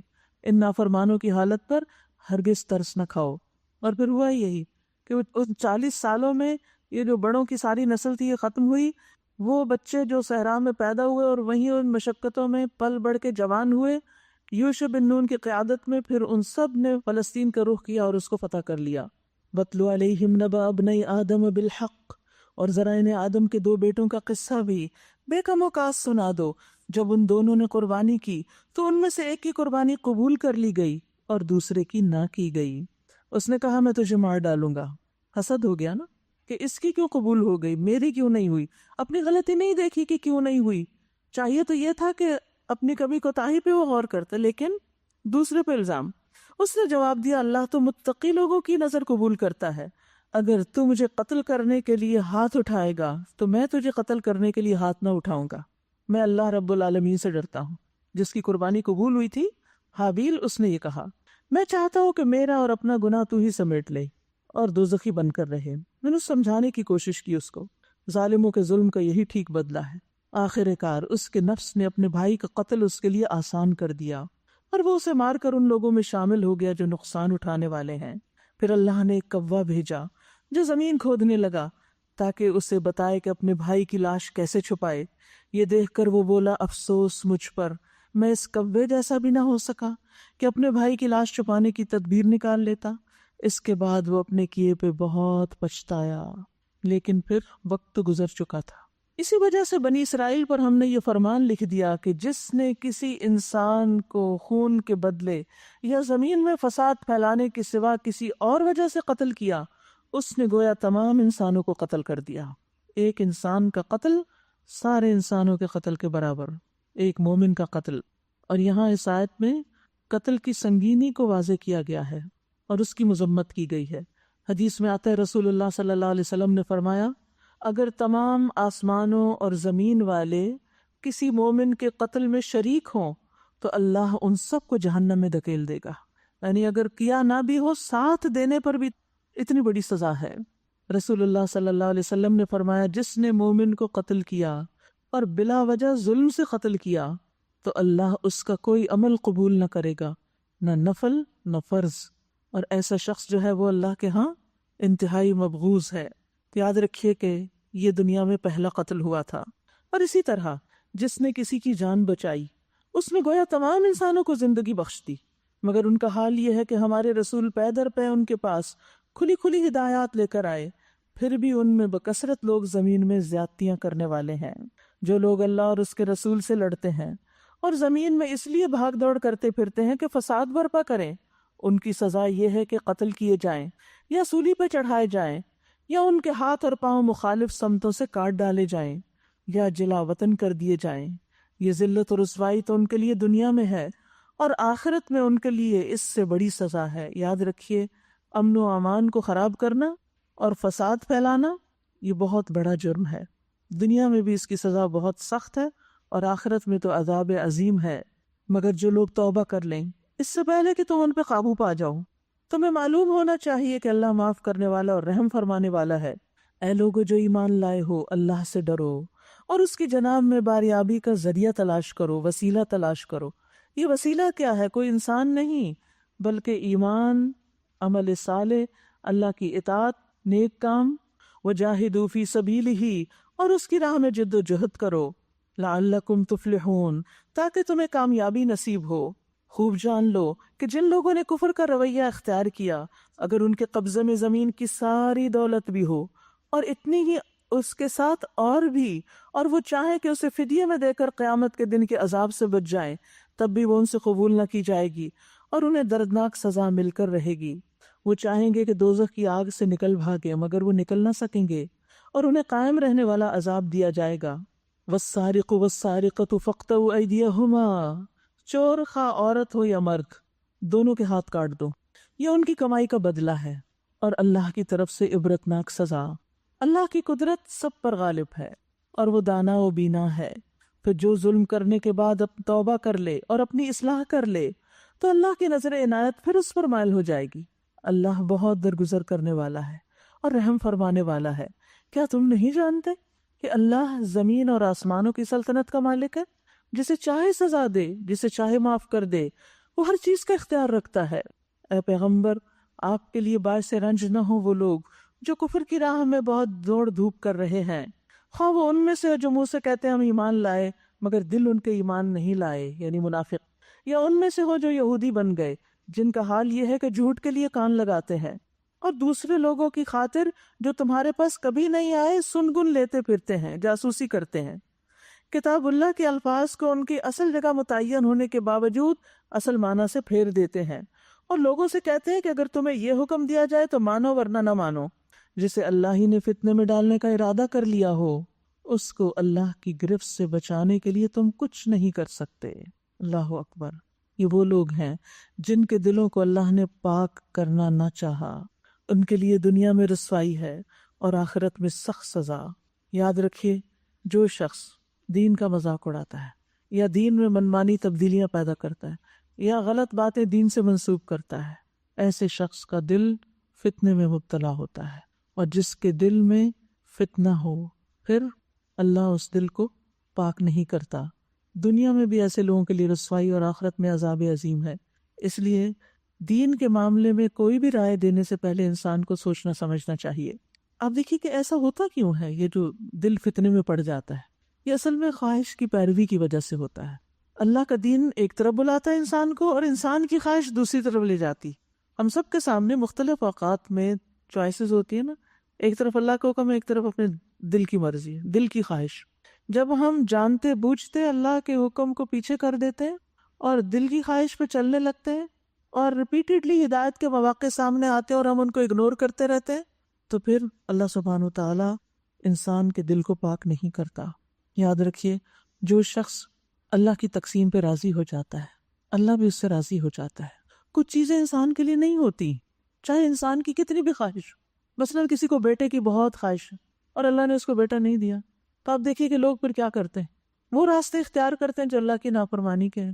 تو ایسے میں پھر کیا ہوتا ہے، انسان بعض اوقات حق سے بہت دور نکل جاتا ہے، دل بھی سخت ہو جاتا ہے، انسان اللہ سے ناراض ہو جاتا ہے، اپنی عبادات بھی بعض اوقات چھوڑ دیتا ہے۔ حاصل کیا؟ اللہ سے ناراض ہو کے جانا کہاں ہے ہے کوئی اور پناہ کی جگہ؟ کہیں بھی نہیں. تو لوٹنا ہمیں اللہ ہی کی طرف چاہیے. دل کو فتنے سے بچانے کے لیے اللہ کی تقسیم پہ راضی ہو جائیں. ہر معاملے میں کوشش کریں. اگر وہ چیز نہیں ملتی تو معاملہ اللہ کے سپرد کر دیں. نبی صلی اللہ علیہ وسلم نے فرمایا اللہ تبارک و تعالی نے اپنے بندے کو جو کچھ دے رکھا ہوتا ہے وہ اس میں اس کا امتحان لیتا ہے. سو جو شخص اللہ کی تقسیم پہ راضی ہو جائے اللہ اسے اس میں برکت اور وسعت دے دیتا ہے، اور جو راضی نہ ہو اس کو برکت نہیں ملتی. پھر فرمایا سماعون للکذب اکالون للسحت، یہ جھوٹ سننے والے اور حرام کے مال کھانے والے ہیں. یاد رکھیے کہ جھوٹ سے انسان کے اندر ایک ناپاکی کی کیفیت پیدا ہوتی ہے، انسان کے دل پر ایک بوجھ ہوتا ہے. جس طرح ناپاک غذا انسان کے جسم پر اثر انداز ہوتی ہے، اسی طرح غلط باتیں جو ہیں، جھوٹ جو ہوتا ہے وہ بھی انسان کی روح پر اثر انداز ہوتا ہے. اس لیے انسان کو جھوٹ سے ہر ممکن بچنے کی کوشش کرنی چاہیے اور اپنی زبان کی حفاظت کرتے رہنا چاہیے. یعنی زبان سے بھی حرام نہ بولا جائے اور زبان سے حرام لقمہ بھی نہ کھایا جائے. یہ دونوں چیزیں منہ کے راستے ہی اندر جاتی ہیں. لیکن یہ اہل کتاب کیا تھے؟ جھوٹ سننے والے، جھوٹ میں بڑی دلچسپی، جھوٹی باتیں اور حرام کے مال کھانے والے. اور پھر جھوٹ سننے میں جھوٹی گواہیاں سننا اور بھی جھوٹ کی جتنی قسمیں ہیں ان چیزوں کو سننے میں دلچسپی رکھنا. لہٰذا اگر یہ تمہارے پاس اپنے مقدمات لے کر آئیں تو تمہیں اختیار دیا جاتا ہے کہ چاہیں تو ان کا فیصلہ کریں، چاہیں تو انکار کر دیں. انکار کر دیں تو یہ تمہارا کچھ نہیں بگاڑ سکتے، اور فیصلہ کریں تو پھر ٹھیک ٹھیک انصاف کے ساتھ کیجیے کہ اللہ انصاف کرنے والوں کو پسند کرتا ہے. اور یہ تمہیں کیسے حکم بناتے ہیں جبکہ ان کے پاس تورات موجود ہے جس میں اللہ کا حکم لکھا ہوا ہے، اور پھر یہ اس سے منہ موڑ رہے ہیں. اصل بات یہ ہے کہ یہ لوگ ایمان ہی نہیں رکھتے، کیونکہ جو کتاب پر ایمان رکھتا ہے اس کے لیے پھر اس کتاب کا حکم ماننا کچھ مشکل نہیں ہوتا. ہم نے تورات نازل کی جس میں ہدایت اور روشنی تھی. سارے نبی جو مسلم تھے اسی کے مطابق ان یہودی بن جانے والوں کے معاملات کا فیصلہ کرتے تھے. اور اسی طرح ربانی اور احبار بھی. ربانی اور احبار بھی. ربانی کون ہوتے ہیں؟ رب والے، یعنی ایسا عالم جو اپنے علم پر عمل بھی کرتا اور اس کی تعلیم بھی دیتا ہو، کیونکہ انہیں اللہ کی کتاب کی حفاظت کا ذمہ دار بنایا گیا تھا اور وہ اس پر گواہ تھے. بس اے گروہ یہود، تم لوگوں سے نہ ڈرو بلکہ مجھ سے ڈرو، اللہ سے ڈرو، اور میری آیات کو ذرا ذرا سے معاوضے لے کر بیچنا چھوڑ دو. یعنی دین کے بدلے دنیاوی فائدے مت حاصل کرو. جو لوگ اللہ کے نازل کردہ قانون کے مطابق فیصلہ نہ کریں وہی کافر ہیں. تورات میں ہم نے یہودیوں پر یہ حکم لکھ دیا تھا کہ جان کے بدلے جان، آنکھ کے بدلے آنکھ، ناک کے بدلے ناک، کان کے بدلے کان، دانت کے بدلے دانت، اور تمام زخموں کے لیے برابر کا بدلہ. پھر جو قصاص کا صدقہ کر دے تو وہ اس کے لیے کفارہ ہے. اور جو لوگ اللہ کے نازل کردہ قانون کے مطابق فیصلہ نہ کریں وہی ظالم ہیں. پھر ہم نے ان پیغمبروں کے بعد مریم علیہ السلام کے بیٹے عیسیٰ کو بھیجا علیہ السلام. تورات میں سے جو کچھ اس کے سامنے موجود تھا وہ اس کی تصدیق کرنے والا تھا، اور ہم نے اس کو انجیل عطا کی جس میں رہنمائی اور روشنی تھی، اور وہ بھی تورات میں سے جو کچھ اس وقت موجود تھا اس کی تصدیق کرنے والی تھی، اور تقوی والوں کے لیے سراسر ہدایت اور نصیحت تھی. ہمارا حکم تھا کہ اہل انجیل اس قانون کے مطابق فیصلہ کریں جو اللہ نے اس میں نازل کیا ہے، اور جو لوگ اللہ کے نازل کردہ قانون کے مطابق فیصلہ نہ کریں وہی فاسق ہیں. اے محمد صلی اللہ علیہ وسلم، ہم نے آپ کی طرف یہ کتاب بھیجی، یعنی قرآن مجید، جو حق لے کر آئی ہے، اور الکتاب میں سے جو کچھ اس کے آگے موجود ہے اس کی تصدیق کرنے والی ہے، یعنی پچھلی کتابوں کی تصدیق کرتی ہے، اور اس کی محافظ و نگہبان ہے.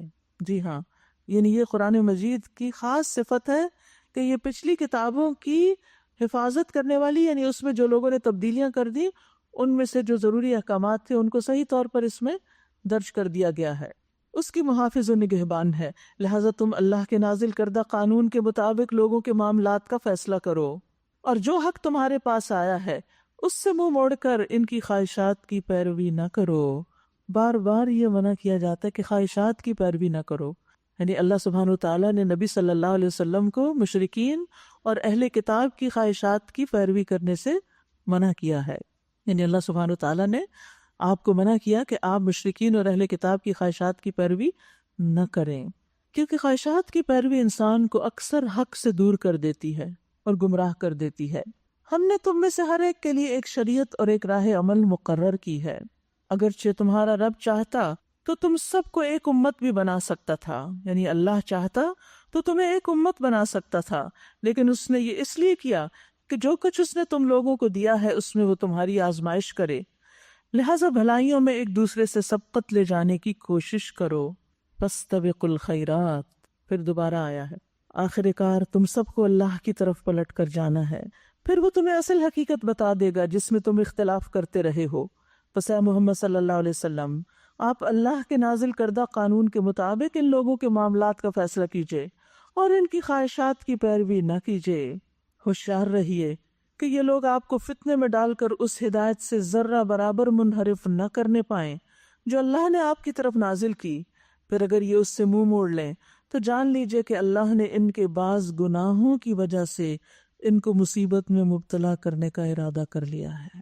گناہوں کی وجہ سے مصیبت میں مبتلا کرنے کا ارادہ کر لیا ہے، اور یہ حقیقت ہے کہ ان لوگوں میں سے اکثر فاسق ہیں۔ کیا یہ جاہلیت کا فیصلہ چاہتے ہیں؟ جاہلیت کیا ہے؟ اسلام کے قوانین کے خلاف کوئی بھی قانون جاہلیت کا قانون ہے۔ حالانکہ جو لوگ اللہ پر یقین رکھتے ہیں ان کے نزدیک اللہ سے بہتر فیصلہ کرنے والا کوئی نہیں۔ جاہلیت کا لفظ جو ہے نا، یہ اسلام کے اپوزٹ استعمال ہوتا ہے، یعنی جو چیزیں درست نہیں تھیں دور جاہلیت میں، اسلام نے ان کو ریکٹیفائی کیا، درست کیا۔ اب اگر کوئی اسلام کے طریقے کو چھوڑ کے پرانے جاہلیت کے طریقوں کو اختیار کرے گا تو وہ اللہ کے قابل قبول نہیں۔ یا ایھا الذین آمنوا لا تتخذوا اليہود والنصارى اولیاء بعضهم اولیاء بعض، اے لوگو جو ایمان لائے ہو، یہود و نصارہ کو اپنا رفیق نہ بناؤ، یہ آپس میں ہی ایک دوسرے کے دوست ہیں، اور اگر تم میں سے کوئی ان کو اپنا رفیق بناتا ہے تو اس کا شمار بھی پھر انہی میں ہے۔ یقیناً اللہ ظالموں کو اپنی رہنمائی سے محروم کر دیتا ہے۔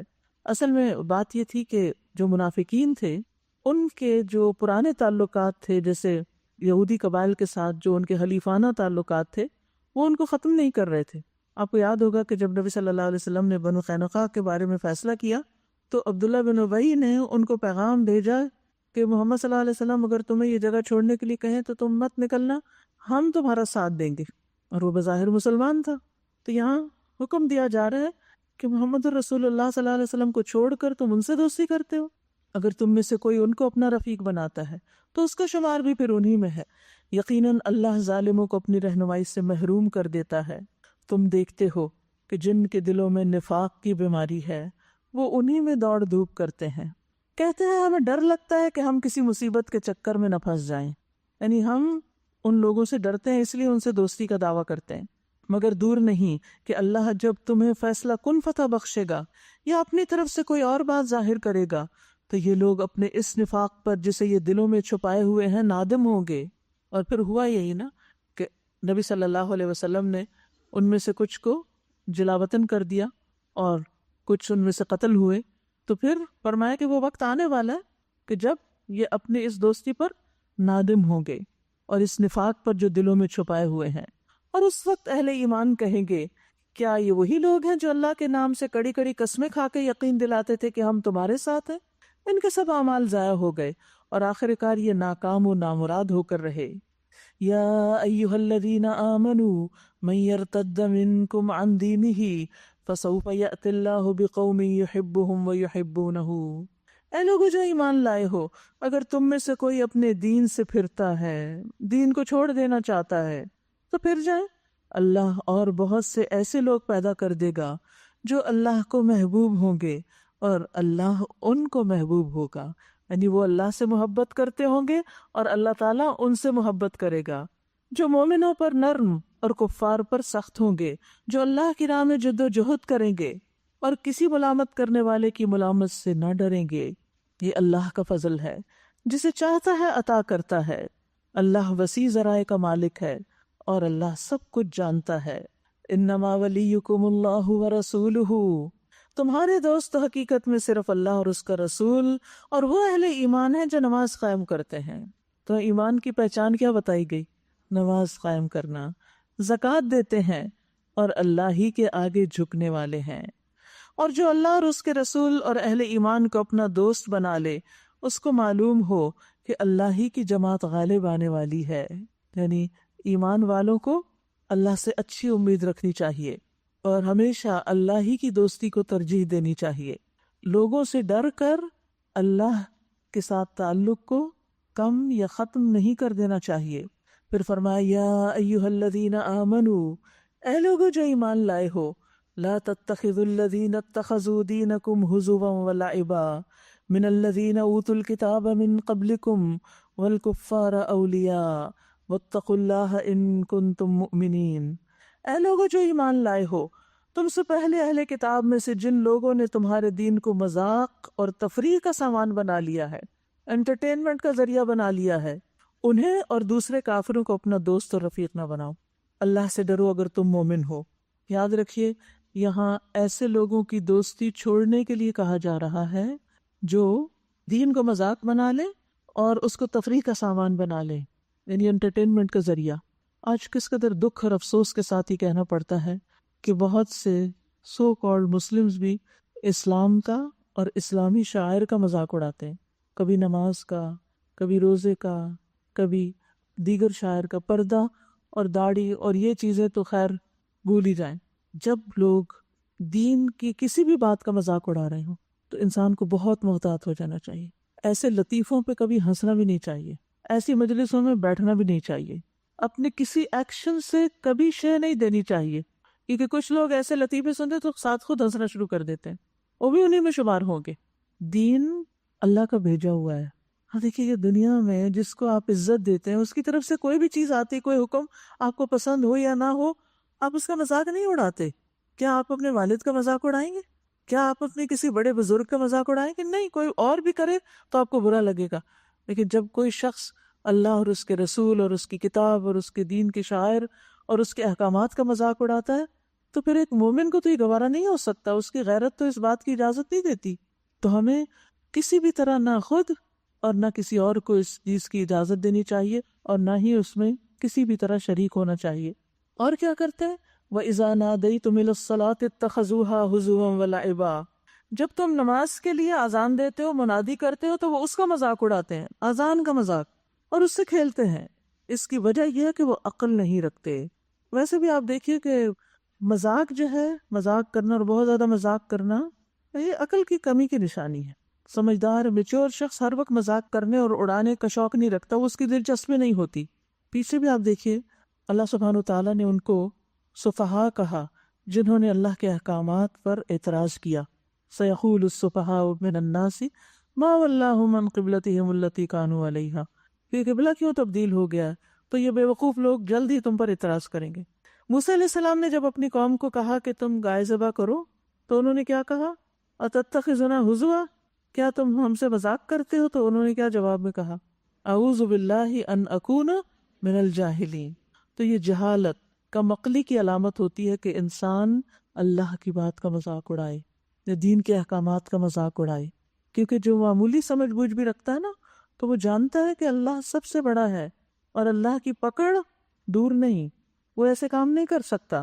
ان سے کہیے اے اہل کتاب، تم جس بات پر ہم سے بگڑے ہو وہ اس کے سوا اور کیا ہے کہ ہم اللہ پر اور دین کی اس تعلیم پر ایمان لائے ہیں جو ہماری طرف نازل ہوئی اور ہم سے پہلے بھی نازل ہوئی تھی، اور تم میں سے اکثر لوگ فاسق ہیں۔ پھر کہیے کیا میں ان لوگوں کی نشاندہی کروں جن کا انجام اللہ کے ہاں فاسقوں کے انجام سے بھی بدتر ہے، وہ جن پر اللہ نے لعنت کی، جن پر اس کا غضب ٹوٹا، جن میں سے بندر اور سور بنائے گئے، جنہوں نے طاغوت کی بندگی کی، ان کا درجہ اور بھی زیادہ برا ہے اور وہ سیدھی راہ سے بہت زیادہ بھٹکے ہوئے ہیں۔ یہ جب تم لوگوں کے پاس آتے ہیں تو کہتے ہیں کہ ہم ایمان لائے، حالانکہ کفر لیے ہوئے آئے تھے اور کفر ہی لیے ہوئے واپس گئے۔ اللہ خوب جانتا ہے جو کچھ یہ دلوں میں چھپائے ہوئے ہیں۔ تم دیکھتے ہو کہ ان میں سے بکثرت لوگ گناہ اور ظلم و زیادتی کے کاموں میں بھاگے دوڑے پھرتے ہیں اور حرام کے مال کھاتے ہیں۔ بہت بری حرکات ہیں جو یہ کر رہے ہیں۔ کیوں ان کے علماء اور مشائخ انہیں گناہ پر زبان کھولنے اور حرام کھانے سے نہیں روکتے؟ علماء کی یہ ذمہ داری ہے، مشائخ کی ذمہ داری ہے کہ جب لوگ اس طرح کے کام کر رہے ہوں، کون سے؟ گناہ کے کام، ظلم اور زیادتی کے کام، حرام کھا رہے ہوں اور بری حرکتیں کر رہے ہوں، تو ان کا فرض بنتا ہے کہ ان کو روکیں۔ علم والے ان کی ذمہ داری ہے کہ وہ لوگوں کو برائیوں سے روکیں، امر بالمعروف کریں اور نہی عن المنکر کریں، چاہے کوئی اپنے گھر میں سے ایسا کر رہا ہو یا باہر کر رہا ہو.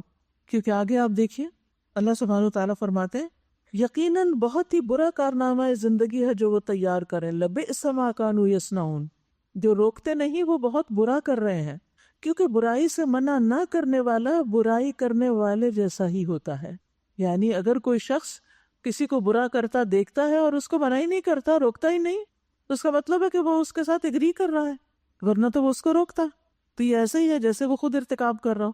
جس طرح ایک نیکی کرنے والے کو دیکھ کر انسان سوچتا ہے کاش میں بھی یہ کرتا، یا اس کی تعریف کرتا ہے، اس کو اپروو کرتا ہے، تو اس کا بھی اجر لکھ لیا جاتا ہے، اس کی نیت کا، اس کے شوق کا، اس کے ارادے کا.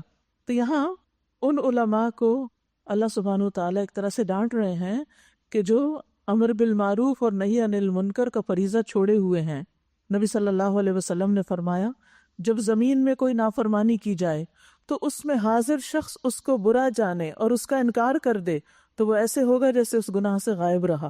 لیکن جو غائب تھا مگر اس نے اس نافرمانی کو پسند کیا تو وہ ایسا ہوگا جیسے اس میں حاضر تھا، شریک تھا.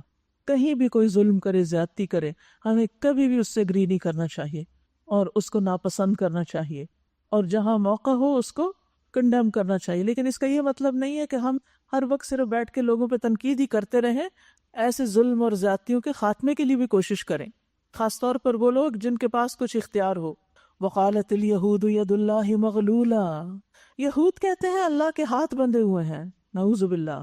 یعنی مراد کیا ہے اس سے کہ اللہ تعالیٰ بخیل ہے، دیتا نہیں. غلت ایدیہم، باندھے گئے ان کے ہاتھ، ولعنوا بما قالوا، اور لعنت کیے گئے اس بات کی وجہ سے جو انہوں نے کہی. بل یداہ مبسوطتان، بلکہ اس کے ہاتھ تو پھیلے ہوئے ہیں، یعنی اللہ کے ہاتھ تو کشادہ ہیں، جس طرح چاہتا ہے خرچ کرتا ہے. حدیث میں آتا ہے کہ اللہ کا دایاں ہاتھ بھرا ہوا ہے، دن رات خرچ کرتا ہے لیکن اس میں کوئی کمی نہیں آتی. ذرا دیکھو جب سے زمین و آسمان اس نے پیدا کیے وہ خرچ ہی کر رہا ہے لیکن اس کے ہاتھ کے خزانے میں کمی نہیں آئی. اور پھر آپ دیکھیے کہ لوگ جو ایسی باتیں کرتے ہیں تو اللہ سبحانہ و تعالیٰ کتنا بردبار ہے کہ ایسی باتیں سن کر بھی انہیں مہلت دیتا ہے اور انہیں بیکار نہیں چھوڑتا. اللہ سے بڑھ کر کوئی صبر کرنے والا نہیں. حدیث میں آتا ہے تکلیف دہ بات سن کر اللہ سے زیادہ صبر کرنے والا کوئی نہیں، اسی لیے اس کو الصبور بھی کہا جاتا ہے، بہت زیادہ صبر کرنے والا. فرمایا لوگ اس کا بیٹا ہونے کا دعویٰ کرتے ہیں اور اس کا ہمسر بنا دیتے ہیں، پھر بھی وہ انہیں عافیت دیتا ہے اور ان کی حفاظت کرتا ہے، ان کو رزق دیتا ہے اور انہیں نعمتیں عطا کرتا ہے. یعنی لوگ اللہ سبحانہ وتعالیٰ کے بارے میں کیسی کیسی گستاخیاں نہیں کرتے، کیسا کیسا شرک نہیں کرتے، اس کے باوجود وہ ان کو دیتا چلا جا رہا ہے، دیتا چلا جا رہا ہے. اللہ کے ہاتھ کشادہ ہیں، جس طرح چاہتا ہے خرچ کرتا ہے.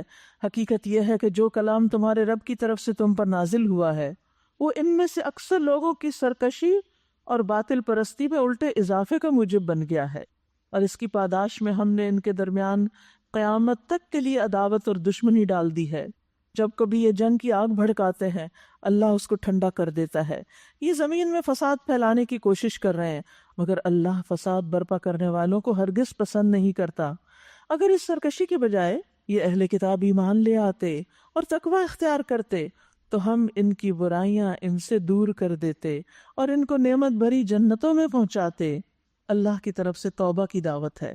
یہ بھی اللہ سبحانہ وتعالیٰ کی سخاوت ہے، کرم نوازی ہے کہ اتنے کبھی اعمال دیکھ کر بھی کہ وہ اللہ کا مذاق اڑاتے ہیں اور اللہ سبحانہ وتعالیٰ کے بارے میں بری بری باتیں کہتے ہیں، پھر بھی اللہ تعالیٰ ان کو توبہ کی دعوت دے رہے ہیں. تو یاد رکھیے کہ گناہ کتنا بھی بڑا ہو لیکن اللہ کی رحمت اس سے بھی بڑی ہے. گناہ سے توبہ کرنے والا ایسا ہو جاتا ہے جیسے اس نے گناہ کیا ہی نہ ہو، اور گناہ کتنے بھی زیادہ ہوں، خواہ آسمان کے کناروں تک پہنچ جائیں، پھر بھی انسان جب توبہ کرتا ہے تو اللہ تعالیٰ معاف فرما دیتے ہیں. پھر فرمایا اگر سرکشی کی بجائے یہ اہل کتاب ایمان لے آتے اور تقوی کی روش اختیار کرتے تو ہم ان کی برائیاں ان سے دور کر دیتے اور ان کو نعمت بھری جنتوں میں پہنچاتے. کاش انہوں نے تورات اور انجیل اور ان دوسری کتابوں کو قائم کیا ہوتا، یعنی ان پر عمل کیا ہوتا، وہ کتابیں جو ان کے رب کی طرف سے ان کے پاس بھیجی گئی تھی. ایسا کرتے تو ان کے لیے اوپر سے رزق برستا اور نیچے سے ابلتا. اس میں کس چیز کا وعدہ کیا جا رہا ہے کہ اگر کوئی اللہ کی اطاعت کرے گا کتاب پر عمل کرے گا تو اللہ سبحانہ وتعالیٰ اس کے لیے رزق کے دروازے کھول دے گا.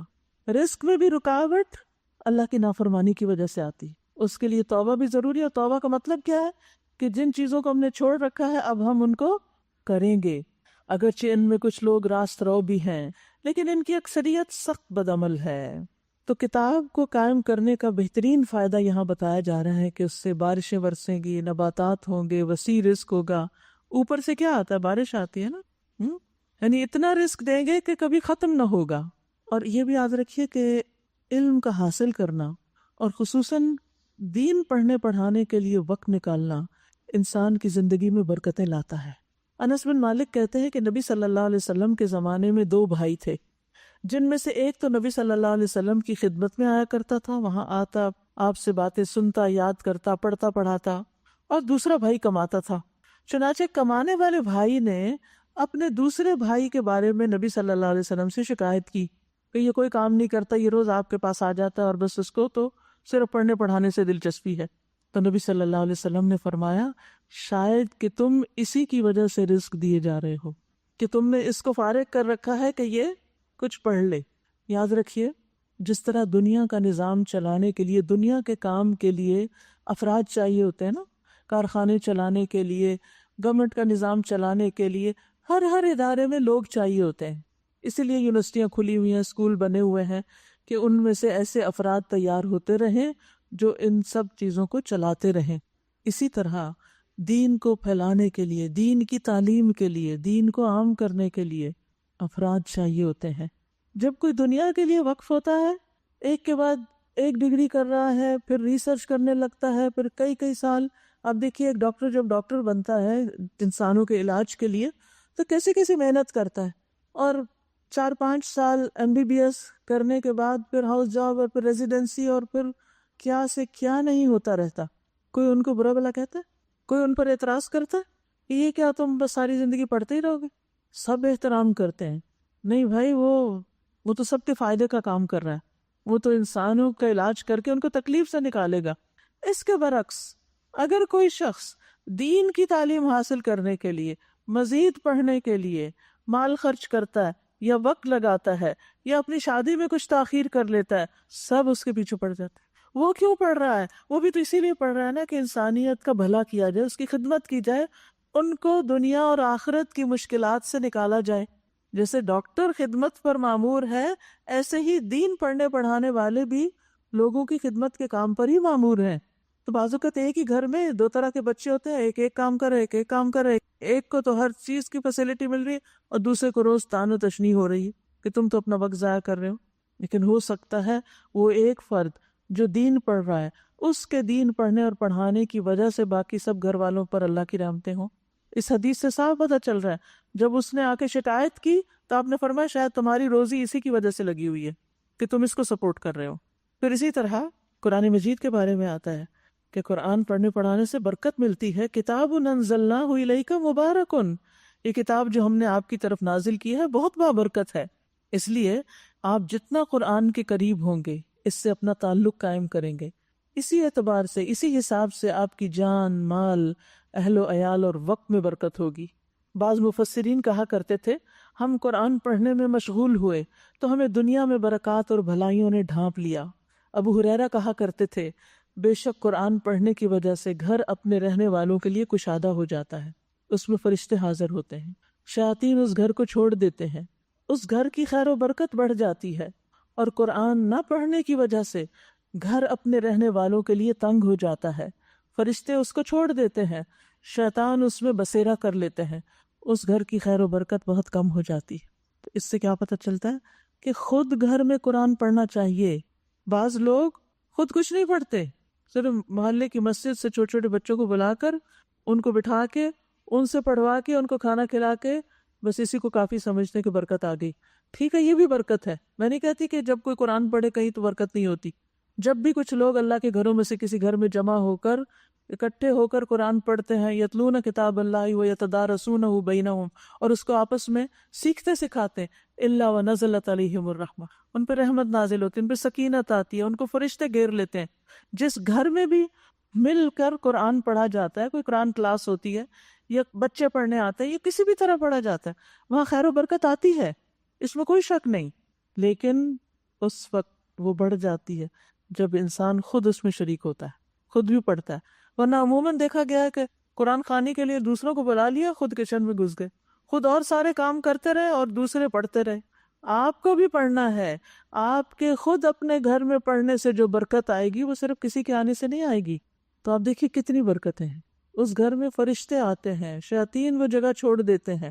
تو گھروں کی ویرانی اور اداسی اور پریشانی کو دور کرنے کے لیے گھروں میں قرآن کی آواز بلند کیجیے، خود بھی پڑھیے۔ قرآن کے جو مختلف آڈیوز ملتے ہیں، اب تو الحمدللہ موبائلز پر بھی سب کچھ موجود ہے، اس کو لگائیے۔ صبح صبح گھر میں قرآن کی آواز آنی چاہیے، دن کا آغاز قرآن کے ساتھ ہونا چاہیے تاکہ برکتیں اور رحمتیں نازل ہوں۔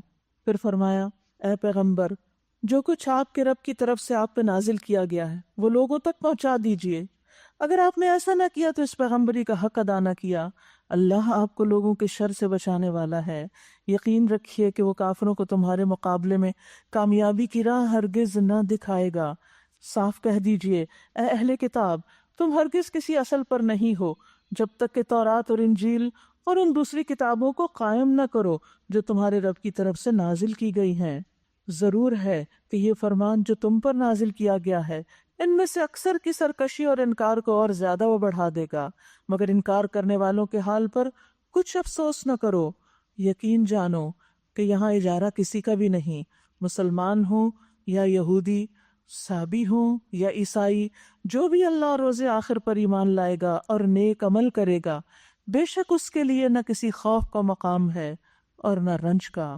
ہم نے بنی اسرائیل سے پکا وعدہ لیا اور ان کی طرف بہت سے رسول بھیجے، مگر جب کبھی ان کے پاس کوئی رسول ان کی خواہشات نفس کے خلاف کچھ لے کر آیا تو کسی کو انہوں نے جھٹلایا اور کسی کو قتل کر دیا، اور اپنے نزدیک یہ سمجھے کہ کوئی فتنہ رونما نہ ہوگا، اس لیے اندھے اور بہرے بن گئے، یعنی سب جرم کر کے سمجھا کہ کچھ نہیں ہوتا۔ پھر اللہ نے انہیں معاف کیا تو ان میں سے اکثر لوگ اور زیادہ اندھے اور بہرے بنتے چلے گئے۔ اللہ ان کی یہ سب حرکات دیکھتا رہا ہے۔ یقیناً کفر کیا ان لوگوں نے جنہوں نے کہا کہ اللہ مسیح ابن مریم ہے، حالانکہ مسیح نے کہا تھا کہ اے بنی اسرائیل، اللہ کی بندگی کرو جو میرا رب بھی ہے اور تمہارا رب بھی۔ جس نے اللہ کے ساتھ کسی کو شریک ٹھہرایا اس پر اللہ نے جنت حرام کر دی اور اس کا ٹھکانہ جہنم ہے، اور ایسے ظالموں کا کوئی مددگار نہیں ہے۔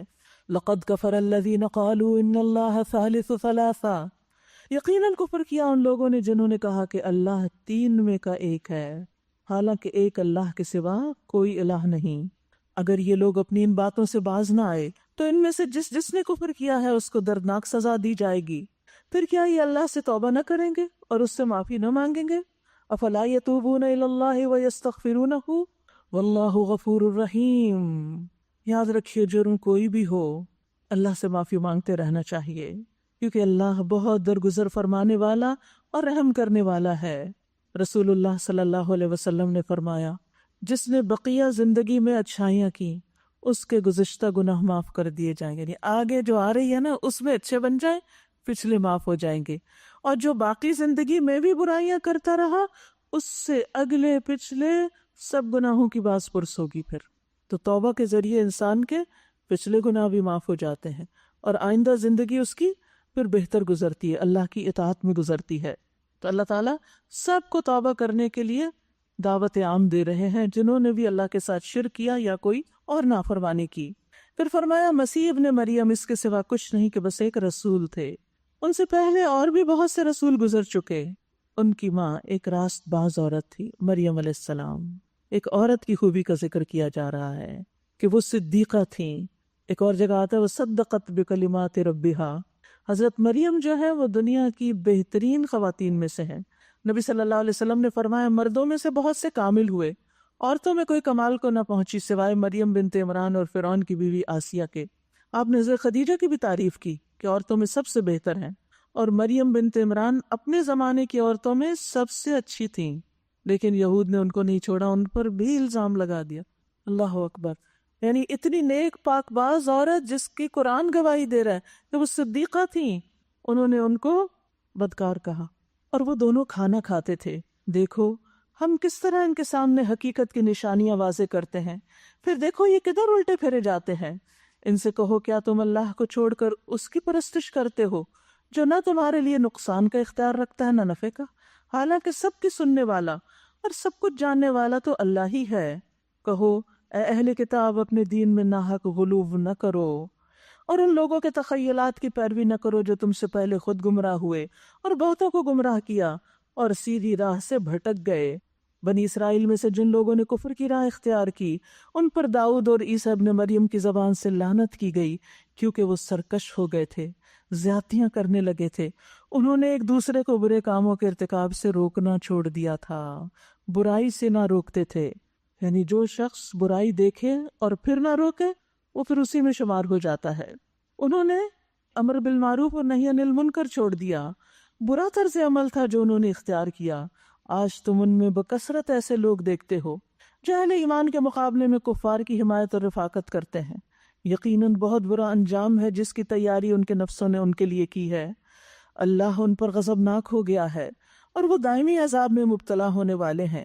اگر فی الواقع یہ لوگ اللہ اور پیغمبر اور اس چیز کے ماننے والے ہوتے جو پیغمبر پر نازل ہوئی تھی تو کبھی اہل ایمان کے مقابلے میں کافروں کو اپنا رفیق نہ بناتے، لیکن ان میں سے اکثر لوگ فاسق ہیں۔ تم اہل ایمان کی دشمنی میں سب سے زیادہ سخت یہود اور مشرکین کو پاؤ گے، اور ایمان لانے والوں کے لیے دوستی میں قریب تر ان لوگوں کو پاؤ گے جنہوں نے کہا تھا کہ ہم نصارہ ہیں۔ یہ اس وجہ سے ہے کہ ان میں عبادت گزار عالم اور تارک دنیا فقیر پائے جاتے ہیں، اور ان میں غرور نفس نہیں۔ اللہ سبحانہ تعالیٰ نے اس بنا پر ان کی تعریف کی کہ ان کے اندر تکبر نہیں اور ان کے اندر قسیسین اور رہبان ہیں۔ یاد رکھیے، زہد، علم اور عبادت کے درمیان ایک خوبصورت تعلق قائم کیا گیا ہے۔ زہد ہوتا ہے اس دنیا سے بے رغبتی۔